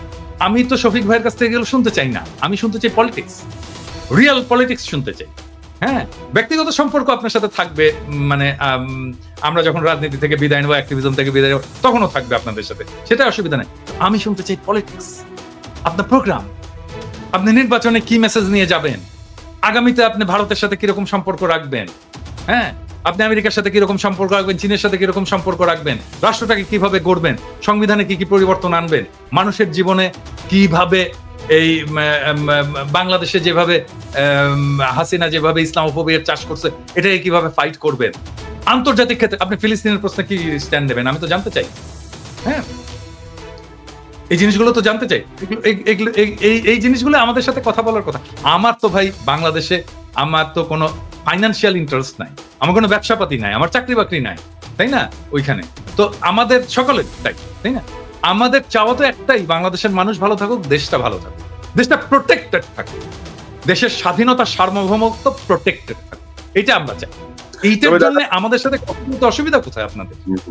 হ্যাঁ, তবে দাদা ধরেন আমি যেটা দেখছি আর কি, ওনারা এখনো সেই 2001-এর যে রাজনীতি, সেই রাজনীতি ওনাদের মাথায় আছে। মাঝখানে যে 24 বছর পার হয়ে গেছে এটা অনেকেরই খেয়াল নাই।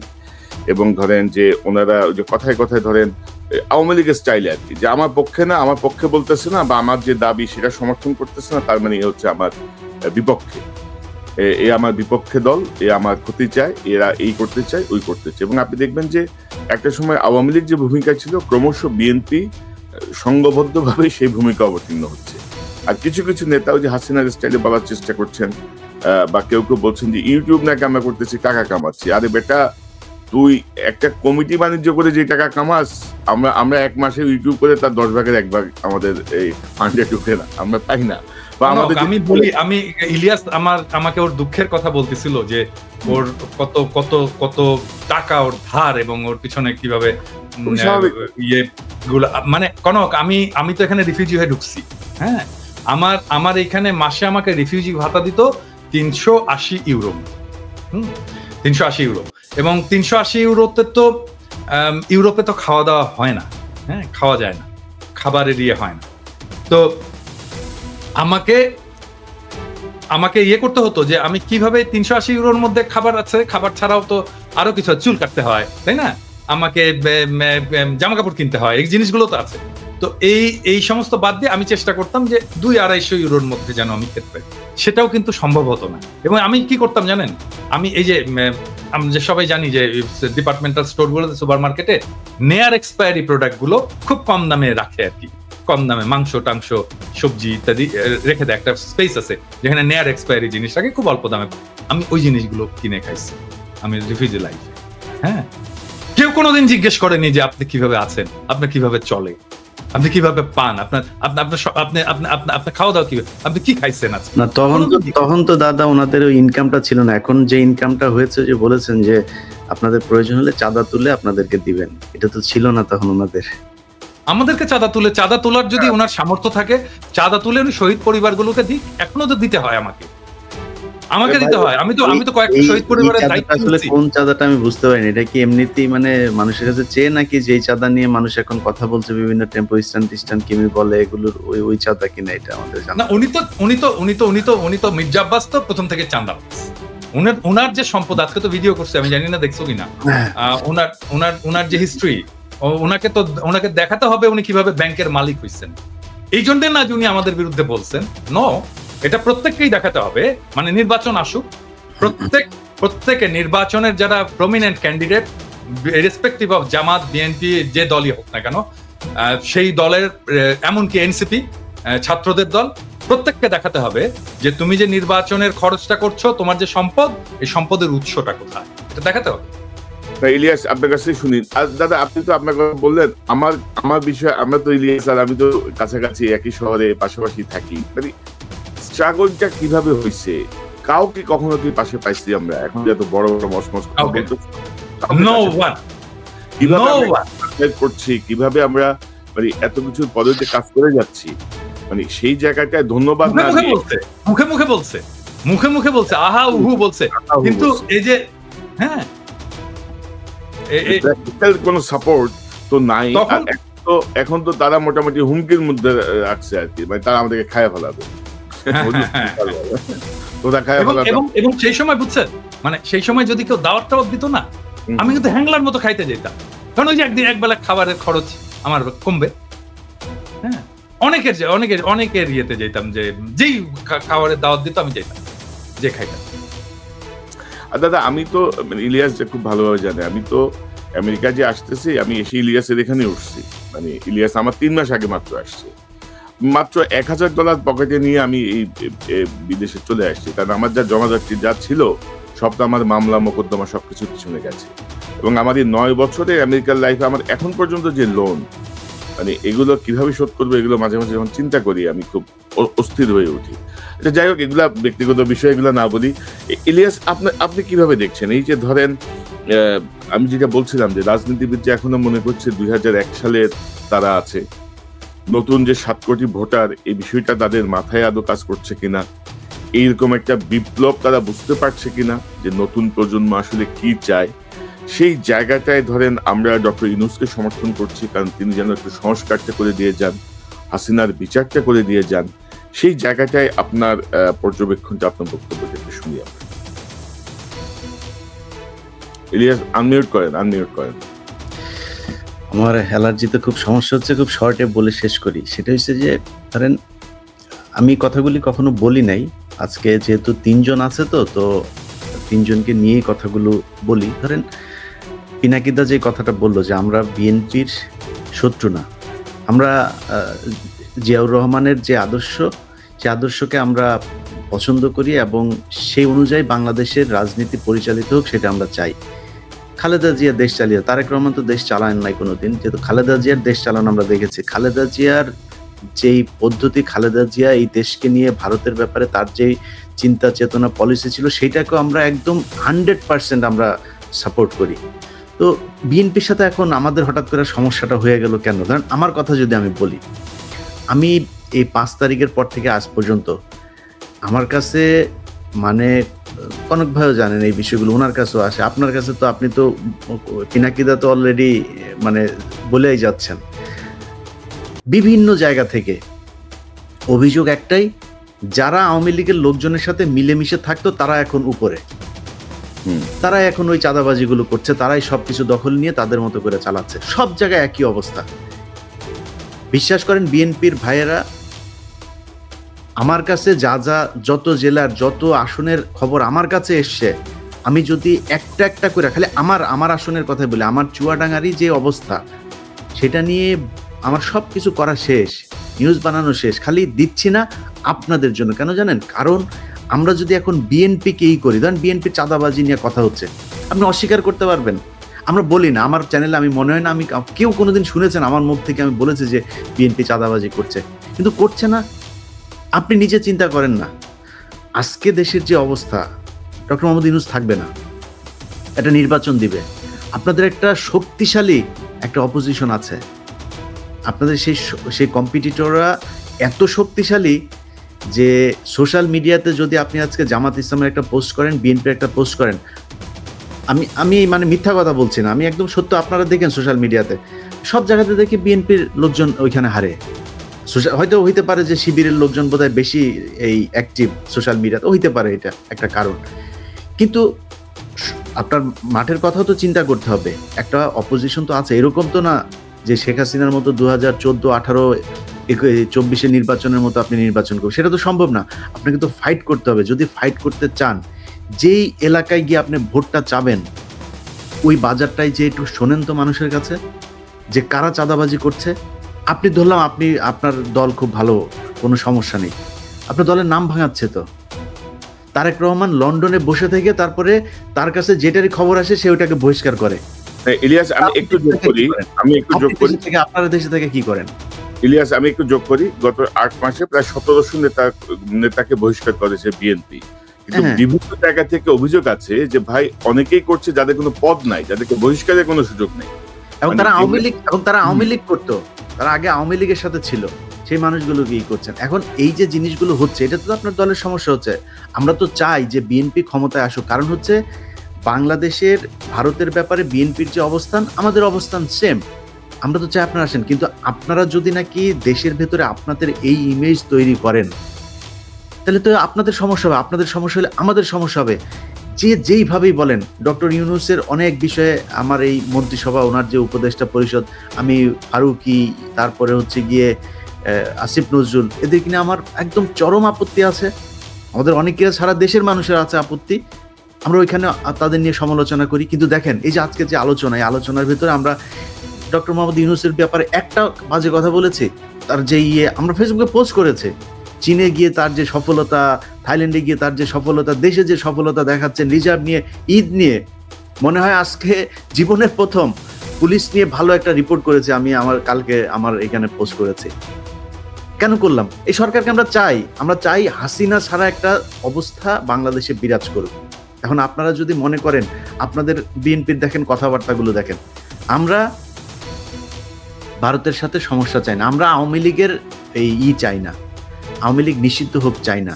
এটা নিষিদ্ধ হওয়া, আওয়ামী লীগের বিএনপির এবার এমপি হবে, এরকম লোকজনও টকশোতে যায় বলছে। ওনারা কারা আওয়ামী লীগকে নিষিদ্ধ করা? মনে হচ্ছে উনি আওয়ামী লীগের একজন লোক। আপনাদের কথা তো জনগণের বিরুদ্ধে যাচ্ছে। আমি তো ফারজানা রূপা না, আমি তো শাবান মাহমুদ না, আমি ইকবাল সুবানো না। সো আপনি মনে করেন না আপনার কথাবার্তা জনগণের বিরুদ্ধে যাবে, আর আমার যে সম্মানটুকু আমি অর্জন করেছি সেটা আপনার কারণে ন্যাংটা হয়ে তারপরে আপনার দলের পক্ষে কথা বলতে হবে, এটা আমি বলবো না, কখনই বলবো না। আপনার বিরুদ্ধে বলছি না একটা কারণে, সেটা হচ্ছে যে আমরা চাই যে বিএনপি চুরি বাটপারি যাই করুক, ভারতের ব্যাপারে তাদের একটা অবস্থা, এবং তারেক রহমান যদি দেশে ফিরে যায় এই চিত্রটা পরিবর্তন হবে। ওই কারণে বলছি না, অন্য কোনো কারণ না। আপনাদের এই কেন্দ্রীয় নেতাদের অনেক ন্যাংটা করে দিতে পারি, খালি করি না ওই কারণে। তো আমাদের বিষয়টা বুঝতে হবে। আর পিনাকিদা আজকে একটা পোস্ট করেছে, সেই পোস্টটার কথা বলি। ভারতের এইবার যেই 100টা এই যে ইন্ডিয়া অ্যালায়েন্স যেটা ছিল, এই কি বলে, কংগ্রেসের নেতৃত্বে যেটা ছিল, তাদের এই আমি মনে করি এই আসনের 50টা এনে দিয়েছে, ধ্রুবরাঠে এনে দিয়েছে। তো সোশ্যাল মিডিয়া কিন্তু ওয়ার্ক করে এখন, ইট ম্যাটার্স। অতএব আপনাকে মাথায় রাখতে হবে যে মানুষকে এত অবজ্ঞা করে কথাবার্তা বলা ঠিক না। মানুষ এখন ভোট চাইতে ঘরে ঘরে যাবে না, মানুষ সোশ্যাল মিডিয়াতে, ফেসবুক, ইউটিউবে মানুষ ভোট দেওয়ার সিদ্ধান্ত নেবে, তার মাথায় ঢুকবে কি হচ্ছে সব দেখে তো মানুষ। সো সমস্যাটা আপনাদের সমাধান করতে হবে। নতুন করে যাদেরকে বিএনপি মনে করে, বিএনপির বিশাল ধ্বজভঙ্গ বাহিনী একটা তৈরি করেছেন সোশ্যাল মিডিয়াতে, নিজেরা এসে তারপরে বলছে, তাদের অনেকে কান ধরে তারপরে উঠবোস করে এই আওয়ামী লীগের পক্ষে যোগ দিয়েছিল। আজকে যে মনির হায়দারের কথা বলেন, সেই মনির হায়দার 2 দিন আগে এখানে আওয়ামী লীগের লোকজনের সাথে বৈঠক করেছে, কার কার হত্যা মামলা থেকে করা যাবে তাদের তালিকা নিয়েছে, সেগুলো তিনি আশ্বাস দিয়েছেন বিবেচনা করা হবে তার প্রধান উপদেষ্টার সাথে কথা বলে। ছবি আছে, কালকে নিউজ দিব আমার। এটা কাদের সাথে? যুক্তরাষ্ট্র ছাত্রলীগের প্রেসিডেন্টের সাথে তার বাসায় বৈঠক করেছে তিনি, সেইখানকার ছবি আছে, কালকে যাবে আমার এখানে সেই নিউজ। এটা করছেন আপনি। শাহেদ আলম, সেই শাহেদ আলমকে কার লোক আমরা চিনি না, তারা এখন আপনাদের লোক, তারা এখন নাকি তারা বিএনপির পক্ষ নিয়ে কথা বলে, অথচ তারেক এই শাহেদ আলম কয়েকদিন আগে বলেছে তারেক রহমানকে সে চিনে না, কি যেন এই মনির হায়দার আর শাহেদ আলম দুইজন পাশাপাশি চেয়ারে বসে টকশো করেছে যে কি যেন লন্ডনে কে যেন একজন আছেন, কে যেন একজন আছে সাধারণ সম্পাদক, তারা আজকে বিএনপির লোক ভাই, আর আমরা হচ্ছে বিএনপি বিরোধী লোক। আরে ভাই আপনি আমাদের ধাক্কাইলে তো মির্জা ফখরুল তো বিএনপি না, মির্জা ফখরুল নিজে আওয়ামী লীগের। তো মির্জা ফখরুল আমার ধাক্কাইলে কি আমি জিয়াউর রহমানকে অবজ্ঞা করে কথা বলবো, আমি খালেদা জিয়াকে অবজ্ঞা করে, তারেক রহমানকে অবজ্ঞা করে কথা বলবো? আপনি এত বলদ পেয়েছেন, কথা বলবো না, সমস্যা নাই, কিন্তু ধাক্কায় একদিকে পাঠান কেন রে ভাই? আমি জীবনে কোনদিন আওয়ামী লীগ করবো নাকি? আপনি যত কিছুই করেন, আনলেস আপনি ইন্ডিয়ার পক্ষে কোনো অবস্থান নিচ্ছেন, আপনার বিরুদ্ধে আমি কখনোই যাব না। চুরি আমি এই 5 বছর আগেও বলেছি, আজকেও বলছি, 5 বছর পরেও বলবো। চুরি বিএনপির আজকে অনেক জায়গায় ধরেন কিছু প্র্যাকটিক্যাল কথাবার্তা বলি, ধরেন একটা হাটের ইজারা আওয়ামী লীগের নেতাদের হাতে ছিল, আওয়ামী লীগ পলাতক, এখন ওই হাটটা তো চলতে হবে, হাট তো আর ডক্টর ইউনূস যা চালাবে না, স্বরাষ্ট্রমন্ত্রী চালায় না, বাণিজ্য মন্ত্রী চালায় না, তো হাটটা চালাবে কারা? এখন ইজারা যে নিয়েছিল সে পলাতক, আর বিএনপির লোকজন যা ওইখানে ওইটা দখলে নিয়েছে, তারা গিয়ে এখন ওইটার করে। এখন আপনার এগুলিরও চাঁদাবাজি হিসাবে মিডিয়াতে প্রচার করা হচ্ছে। এখন কেন প্রচার করা হচ্ছে? এর কারণ হচ্ছে কনক ভাই শুরুতে একটা কথা বলেছেন যে মিডিয়া সেইভাবে প্রচার করছে না। আপনি তো মিডিয়ায় সব জায়গায় তার লোক বসায় রেখেছেন, সে করবে কেন? সে তো বলে না, তার কাজ ছিল হাসিনার যখন কিনা বাথরুমের চিপায় বসে ওই যে সুনাকের সাথে ইয়ের মধ্যে সোফার চিপার মধ্যে বসে একটা ছবি দিল, সারা দেশের আরে বাবা বিরাট আকার, বাইডেন একটা সেলফি তুললো, সেটা নিয়ে কি মার্কেটিং করলেন, এখন করেন না কেন? ওরে নিয়ে ইউনূসে নিয়ে মানে চীন যে মানে সম্মান দিয়েছে, এটা যদি হাসিনারে দিত আর কি করতেন আপনারা? তো সেটা করে না কেন? এর করে না কারণ কি? কারণ কি ওই জায়গাগুলোতে এখনো তাদের লোক বসানো। ভাই ওইটা ঠিক করেন, ওগুলি যদি ঠিক করেন, পিনাকি, ইলিয়াস, কনক সারোয়ার এদের কাছে আসতে হবে না মানুষে। আপনি যখন দেখবেন যে সোশ্যাল মিডিয়ার আমাদের 5 মিলিয়ন সাবস্ক্রাইবার কেন, কিসের জন্য? মানুষ দেখছে কেন আমাদের ভিডিও? কিছু আছে নিশ্চয়ই। আপনি মানুষের যদি গলা টিপা, অনেক মানুষ আছে, আমি নাম আর আজকে ধরলাম না, এই যে মির্জা ফখরুলের ঘর জামাই ফাহাম আব্দুল সালাম থেকে শুরু করে বহুত আছে। আমারটা আমি বলছি, আমার বক্তব্য পিনাকিদা বা কনক সারোয়ারের না, আমারটা আমি বলছি যে এই অনেক গজানো লোকজন আছে, তাদেরকে এখন সম্মান করে চলতে হবে। কেন মানুষ আমার কথা শুনে, কেন কনক সারোয়ারের কথা শুনে, কেন পিনাকি ভট্টাচার্যের কথা শুনে, এইটা তাদের সমস্যা। আর ভাই কেন আপনারটা শোনেন না, সেটা আপনার সমস্যা, আপনি চিন্তা করেন আপনি কি বলবেন, কি বলা উচিত, কেমনে চলা উচিত। শোনে না কেন, আমারটা শোনে কেন, সেইটাও বাংলাদেশের মানুষ হলো গন্ড মূর্খ, বুঝে না। পিনাকি, ইলিয়াস, কনক সারোয়ার এরা হচ্ছে পীর সাহেব, তা এখন এদেরকে আপনি বুঝাবেন কেমনে?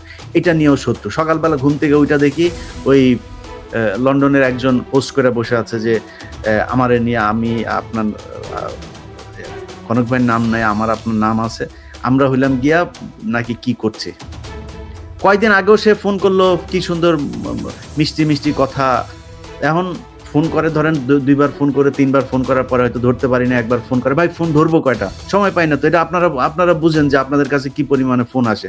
এখন আমার কাছে ধরেন একজন উপদেষ্টা আমার সাথে কথা বলছে, এখন একজন পুলিশের একজন ডিসি আমাকে ফোন করলো, আমি কাটটা কেটে কাটটাই, দুজনই তো গুরুত্বপূর্ণ।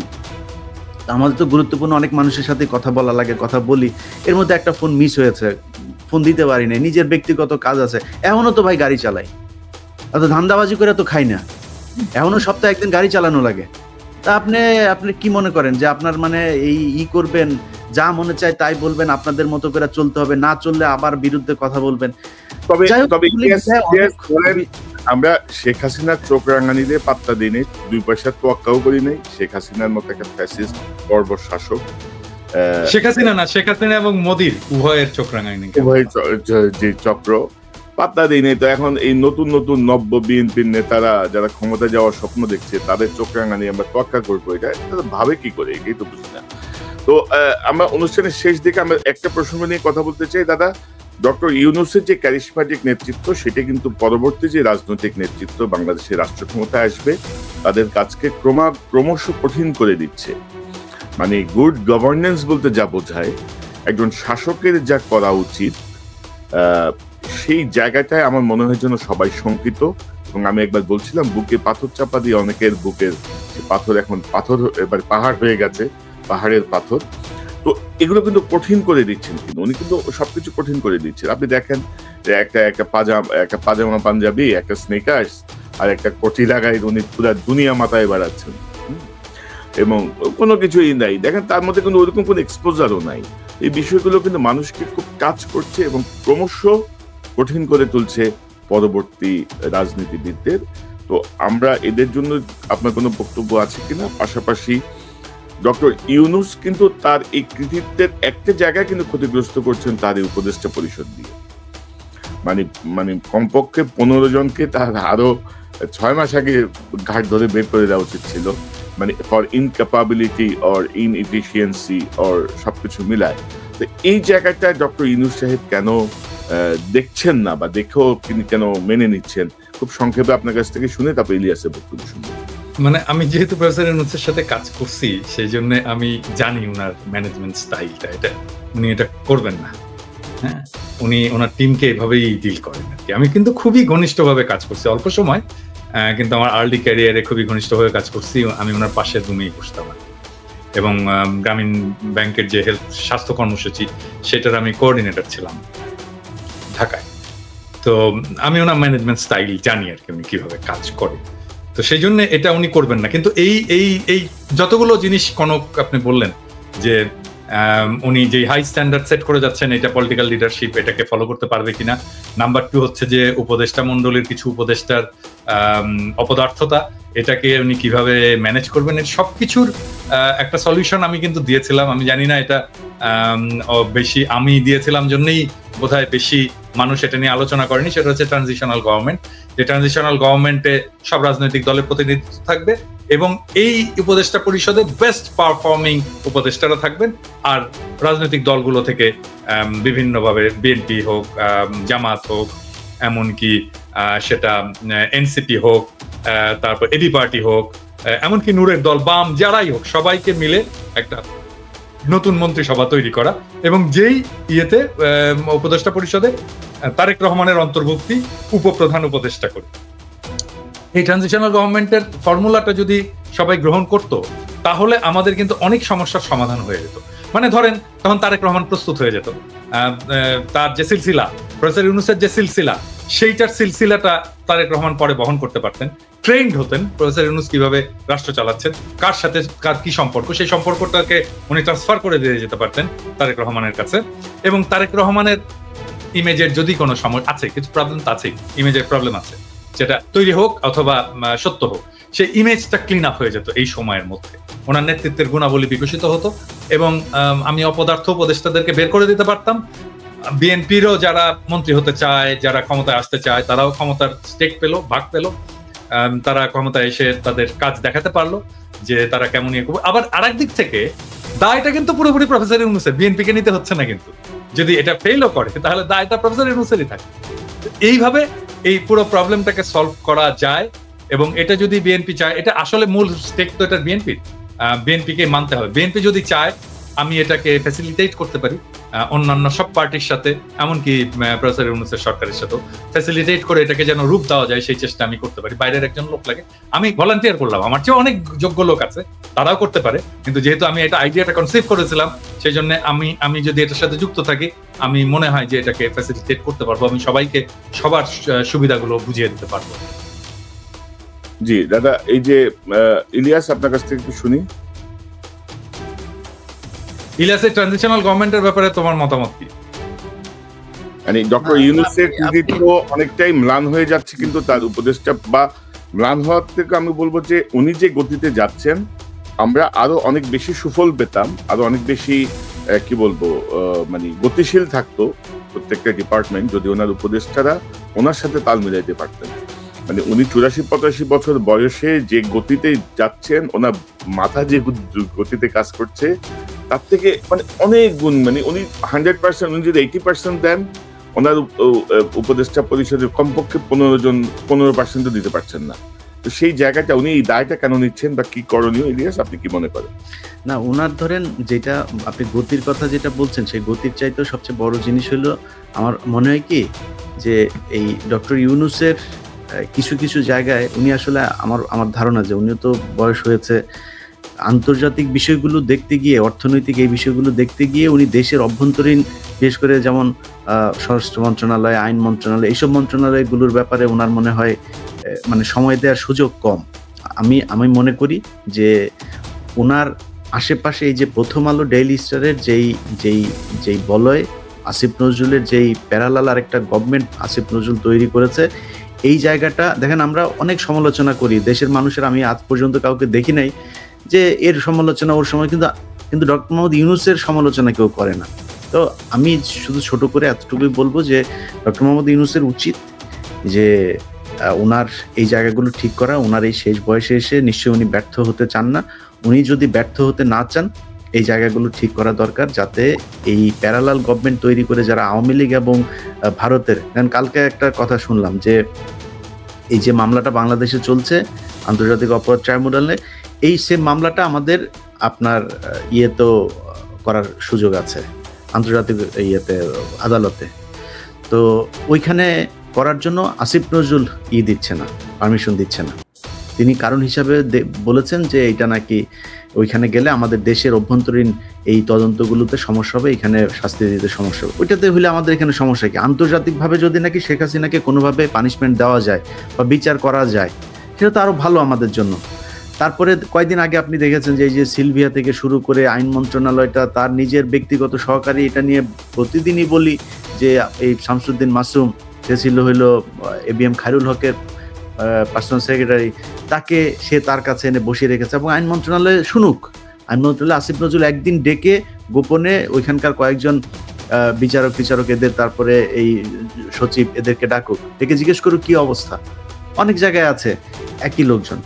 তো এদেরকে যদি সরানো যায় আমার মনে হয় আরো বেশি ভালো হইতো, মানুষ আরো স্বস্তি পেত। এই তো আর কি। আর আমি বিএনপির ব্যাপারে সবচেয়ে যে বিষয়টা বলবো যে বিএনপির উচিত হবে যে সোশ্যাল মিডিয়াতে যেসব জিনিসগুলো এখন যাচ্ছে, যেই মানুষ যেসব সমালোচনাগুলো করে, এইসব সমালোচনাগুলোর ব্যাপারে তারা আমার মনে হয় আরো বেশি সিরিয়াস হবে যে কোথায় কি হচ্ছে, আসলে কি সমস্যাটা হচ্ছে কিনা। কারণ সামনে তারেক রহমান কিন্তু বারবার একটা কথা বলেন যে সামনে নির্বাচনটা অনেক কঠিন নির্বাচন হবে বিএনপির জন্য। সো সেই কঠিন নির্বাচনটা তাদের যদি উতরাতে হয়, তাহলে অবশ্যই তাদের যে অপোজিশন সেটাকে খুব স্ট্রং মনে করতে হবে। এটা মনে না করে যদি নির্বাচনে যায়, আমার মনে হয় 1991 সালের নির্বাচনে যেমন শেখ হাসিনা মন্ত্রিসভা গঠন করে ফেলেছিল, খালেদা জিয়া পরে প্রধানমন্ত্রী হন, আমার মনে হয় সেই পরিস্থিতি হয়ে যেতে পারে। তবে ইলিয়াস, আমার পর্যবেক্ষণ হচ্ছে জনাব তারেক রহমান তার যে বক্তব্যগুলো দিচ্ছেন, এগুলো তার বাংলাদেশের নেতারা ঠিক ধরতে পারছেন না অথবা বুঝতে পারছেন না, এটা ডেপটা বুঝতে পারছেন না, এটার মেসেজটা ধরে কাজ করতে পারছেন। ধরেন একটা দলের প্রধানকে কিন্তু একটা ডিপ্লোম্যাটিক অবস্থানে সবসময় থাকতে হয়। মানে আপনি যেভাবে কথা বলি, ধরেন আজকে যদি আপনি কোনো একটা দায়িত্বে যান, আপনি এভাবে কথা বলতে পারবেন না। পিনাকিতে একটা দায়িত্বে গেলে এভাবে কথা বলতে পারবে না। আমরা এখন অনেক স্ট্রেইট কথা বলি, কিন্তু একটা দায়িত্বে যখন আপনি তখন আপনাকে একটা ডিপ্লোম্যাটিক অবস্থান নিতে হবে। এবং আপনি যেটা বলছিলেন, শুধু আসিফ নজরুল PS না, প্রধান বিচারপতি যিনি PS, তারা মানে 3 বন্ধু মিলে এখন সুপ্রিম কোর্ট এবং আইন মন্ত্রণালয় চালাচ্ছে। আর আমরা অনেক কথাই বলছি, পিনাকিতে একটা কথা বলে না, ওই যে ইংরেজিতে যেহেতু বলছে নিশ্চয়ই ঠিকই কইছে। তো এখন আমার মনে হয় যে কিছু মানুষের মধ্যে এই জিনিসটা ছড়াইছে, আমরা যেহেতু কিছু বলছি, নিশ্চয়ই এখানে কোনো অন্য উদ্দেশ্য আছে, নিশ্চয়ই আমরা নির্বাচনকে লম্বা করতে চাই, মানে নির্বাচনকে পিছাইতে চাই, নিশ্চয়ই আমরা মানে এরকম কিছু ভাবনা আমরা দেখতে পাচ্ছি। আমরা চাই না বিএনপি ক্ষমতায় আসুক, আমরা চাই না ক্ষমতা আসলে আমাদের সমস্যা কি? কোনো সমস্যা নাই, আমরা তো বসে আছি যে বিএনপি ক্ষমতায় আসলে আমরা দেশে যাব। আমরা অদ্ভুত একটা সময় পার করতেছি এবং এগুলো বিএনপির লোকজন। আর ধরেন একটা খবর দিতে চাই দাদা, যেটা মির্জা আব্বাসের যে আস্থাশীল যেই আপনার বাংলাদেশের যে মিডিয়া যাদের জবাবদিহিতে আছে, তাদের তো অনেক নিউজ এখন পর্যন্ত দেয় না। তো জাস্ট দর্শকদেরকে বলি, একটু পরে আমি হয়তো আমার ফেসবুকে বিস্তারিত দিব। গতকাল 5 জন সেনা কর্মকর্তাকে মানে সেনা হেফাজতে নেওয়া হয়েছে, অ্যারেস্ট করা হয়েছে। যে যাদের কথা আমরা বারবার বলছিলাম, তার মধ্যে আছেন ব্রিগেডিয়ার ইমরান হামিদ, তৎকালীন 46 ব্রিগেডিয়ার কমান্ডার, আছেন মানে তৎকালীন মানে হচ্ছে জুলাই আগস্ট ওই সময়টায় কর্নেল আব্দুল্লাহ আল মোমেন, তিনি অতিরিক্ত মহাপরিচালক র্যাব ADG তৎকালীন র্যাবের, লেফটেন্যান্ট কর্নেল মোহাম্মদ রিদওয়ানুল ইসলাম, বিজিবির CO, যিনি গুলি করেছেন, গুলি করছে সেই CO, major Mohammad Noman Al Faruk, 23 east Bengal regiment, মোহাম্মদপুরে করছে। এই 5 তারিখেও সে গোলাগুলি করছে। এই 5 জনকে আসলে আপনার সেনা হেফাজতে নেওয়া হয়েছে। তবে সেনা হেফাজতে এই বেসামরিক হত্যাকাণ্ড বা এইসব ঘটনার বিচারের কোন বিধান আছে বলে আমি জানি না। পিনাকিদা নিয়ে বিস্তারিত কাজ করেছে। আমাদের হচ্ছে যে এরা যেন পালিয়ে যেতে না পারে, এটা যেন কোনোভাবে পালিয়ে যেতে না পারে। এটা পালিয়ে গেলে এটা ওয়াকারের দায়িত্ব, ওয়াকারকে এটার জবাবদিহিতা করতে হবে। অনেকে এই বিষয়টা নিয়ে আশঙ্কা প্রকাশ করে মেসেজ দিয়েছেন যে আপনারা একটু কিছু জায়গায় একটু বলেন যেন এরা পালাতে না পারে, কারণ ইতিমধ্যে অনেকেই পালিয়ে গেছে, অনেকে পালিয়ে যেতে দেওয়া হয়েছে। তো দাদা, আর দুটা প্রসঙ্গ জাস্ট উল্লেখ করে আমি অনুষ্ঠান শেষ করব। এই বিষয়টা নিয়ে আমরা নিকট সময়ে আরেকবার কথা বলবো। আমি কদিন আগে, এটা আসলে আলোচনা করা হয়নি, কদিন আগে আমি একটা পোস্ট দিয়েছিলাম, 2 সপ্তাহ আগে। আওয়ামী লীগের নিবন্ধন বাতিল ও রাজনীতি নিষিদ্ধ করার দাবি জানিয়েছেন এনসিপির আহ্বায়ক নাহিদ ইসলাম। আপনি কি দাবি সমর্থন করেন? 2,07,000 মানুষ ভোট দিয়েছে, 90% বলেছেন হ্যাঁ, 9% বলেছেন না, মতামত নেই বলেছেন 2%। আমার মনে হয় যে এই বিষয়টা গুরুত্বের সাথে সরকারের বিবেচনা করা উচিত। পাশাপাশি দাদা, আমি এবং ইলিয়াস আপনাদের দুজনকে অনুরোধ করব, আমি সাম্প্রতিক সময়ে নতুন একটি ক্যাম্পেইন করার চেষ্টা করছি। সেই ক্যাম্পেইনটা আমি যদি আপনাদেরকে একটু দেখাই, আমার মনে হয় যে আমাদের দর্শকরা ইতিমধ্যে অনেকেই রেসপন্স করেছেন আমার ফেসবুকে, এবং আমি আশা করছি যে এই রেসপন্সের পরিমাণ আরো বাড়বে। আমি যদি একটু দেখাই,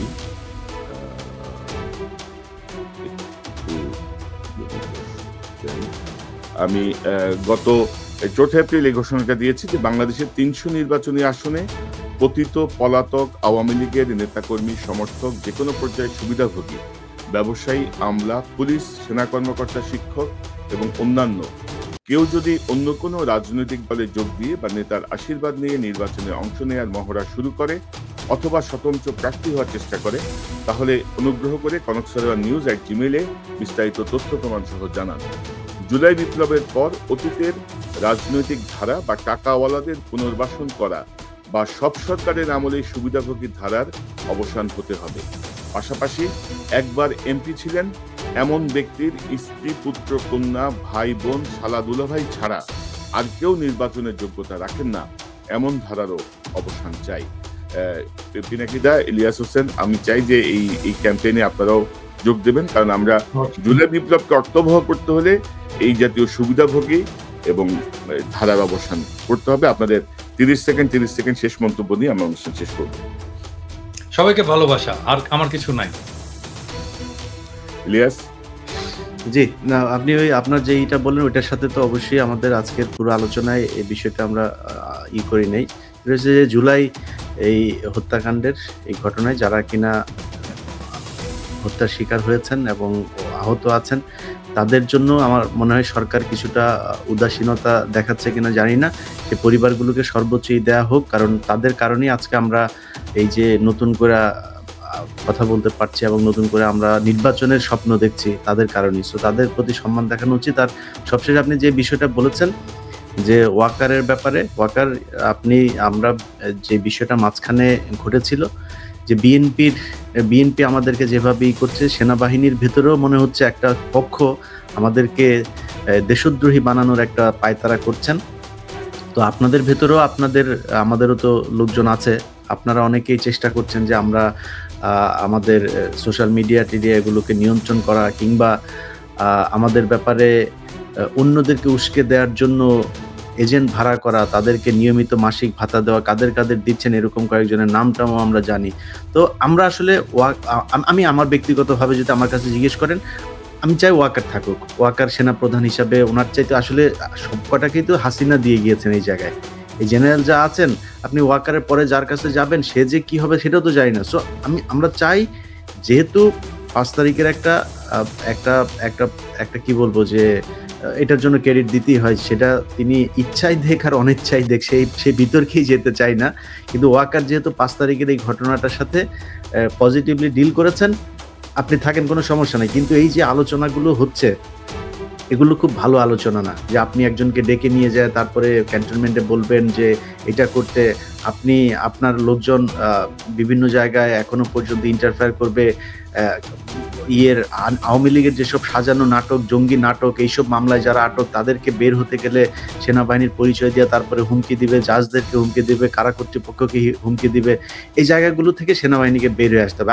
আমরা আপনাকেও সম্মান করতে চাই, আপনি সম্মান রাখেন, তবে ইলিয়াস জায়গায় থাকেন, আমরা সম্মান করবো, কিন্তু অসম্মানের জায়গায় রাখলে আপনি সেনাপ্রধান না কে ওইটা নিয়ে আসলে আমাদের এত বেশি পাত্তা দেওয়ার কিছু নাই। আমরা 5 বছর 10 বছর 15 বছর দেশে যাইনি, দরকার হলে আরো 15 বছর যাব না। আপনি যদি নাকি জনগণের বিরুদ্ধে দাঁড়ান, আমরা আপনার বিরুদ্ধে দাঁড়াবো। মানে ইনক্লুসিভ নির্বাচনের কথা বলা যাবে না, আমরা সেনাপ্রধানের কাছ থেকে ইনক্লুসিভ নির্বাচনের কথা শুনতে চাই। সেটাই, আমরা আপনার কাছ থেকে ইভেন আপনার কাছ থেকে কোনো পলিটিক্যাল বক্তব্যই শুনতে চাই না, ক্যান্টনমেন্ট থেকে রাজনীতি বাইরে বের হইতে হবে। এবং রাজনৈতিক দলের নেতাদেরকে নিয়ে যে ঘুটু করা, কথা বলা, এটাও চাই না। এটা আপনার কাজ না, আপনার দেশ রক্ষা কাজ সেটা করে। তবে দাদা এটা একটা পজিটিভ মুভ, এই 5 জনকে অ্যারেস্ট করে এটা একটা পজিটিভ মুভ আমি মনে করি। যে হ্যাঁ, ওইটাই ভাই, আমি এই জন্য কথাটা তুললাম যে এই জন্য সেনাপ্রধানকে ধন্যবাদ জানাই যে আপনি এটা করেছেন। আমার মনে হয় এই বিডিআর হত্যাকাণ্ড গঠিত যে কমিশন, তাদের একটা লিস্ট আছে কাকে কাকে জিজ্ঞাসাবাদ এবং করতে হবে, তাদেরকেও গ্রেপ্তার করবেন, এবং গুম কমিশনের যে তালিকা দেওয়া হয়েছে তাদেরকেও গ্রেপ্তার করার সুযোগ করে দিবেন। আন্তর্জাতিক অপরাধ ট্রাইব্যুনালের যেই তালিকা আছে তাদের সবাইকে আপনারা সেনাবাহিনীর পক্ষ থেকে কোনো বাধাহীনভাবে তাদের গ্রেপ্তার করার সুযোগ দিবেন, এবং এই ফৌজদারি কার্যবিধিতে যেভাবে বিচার হয় সেইভাবে, সেনা আইনের বিচারে।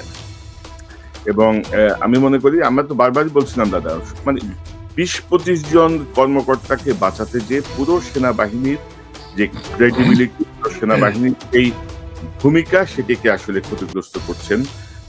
মানে কেন করছেন, কার পরামর্শে করছেন সেটি আমরা জানি না। আমার মনে হয় যেন ইটস এ পজিটিভ মুভ, এবং তিনি আমাদের কথাগুলোর পরে হইলেও শুনবেন, বা সকল কিছু দেশের স্বার্থে, সেনাবাহিনীর সম্মানের স্বার্থে। তো দাদা, আমার মনে হয় যে আজকে আমরা আর লম্বা না করি, অনেক সময় হয়ে গেছে, প্রায় 1 ঘন্টা 22 মিনিট। অনেক দর্শক অপেক্ষায় করে দেখছেন এই অনুষ্ঠানটা, সবাইকে ধন্যবাদ।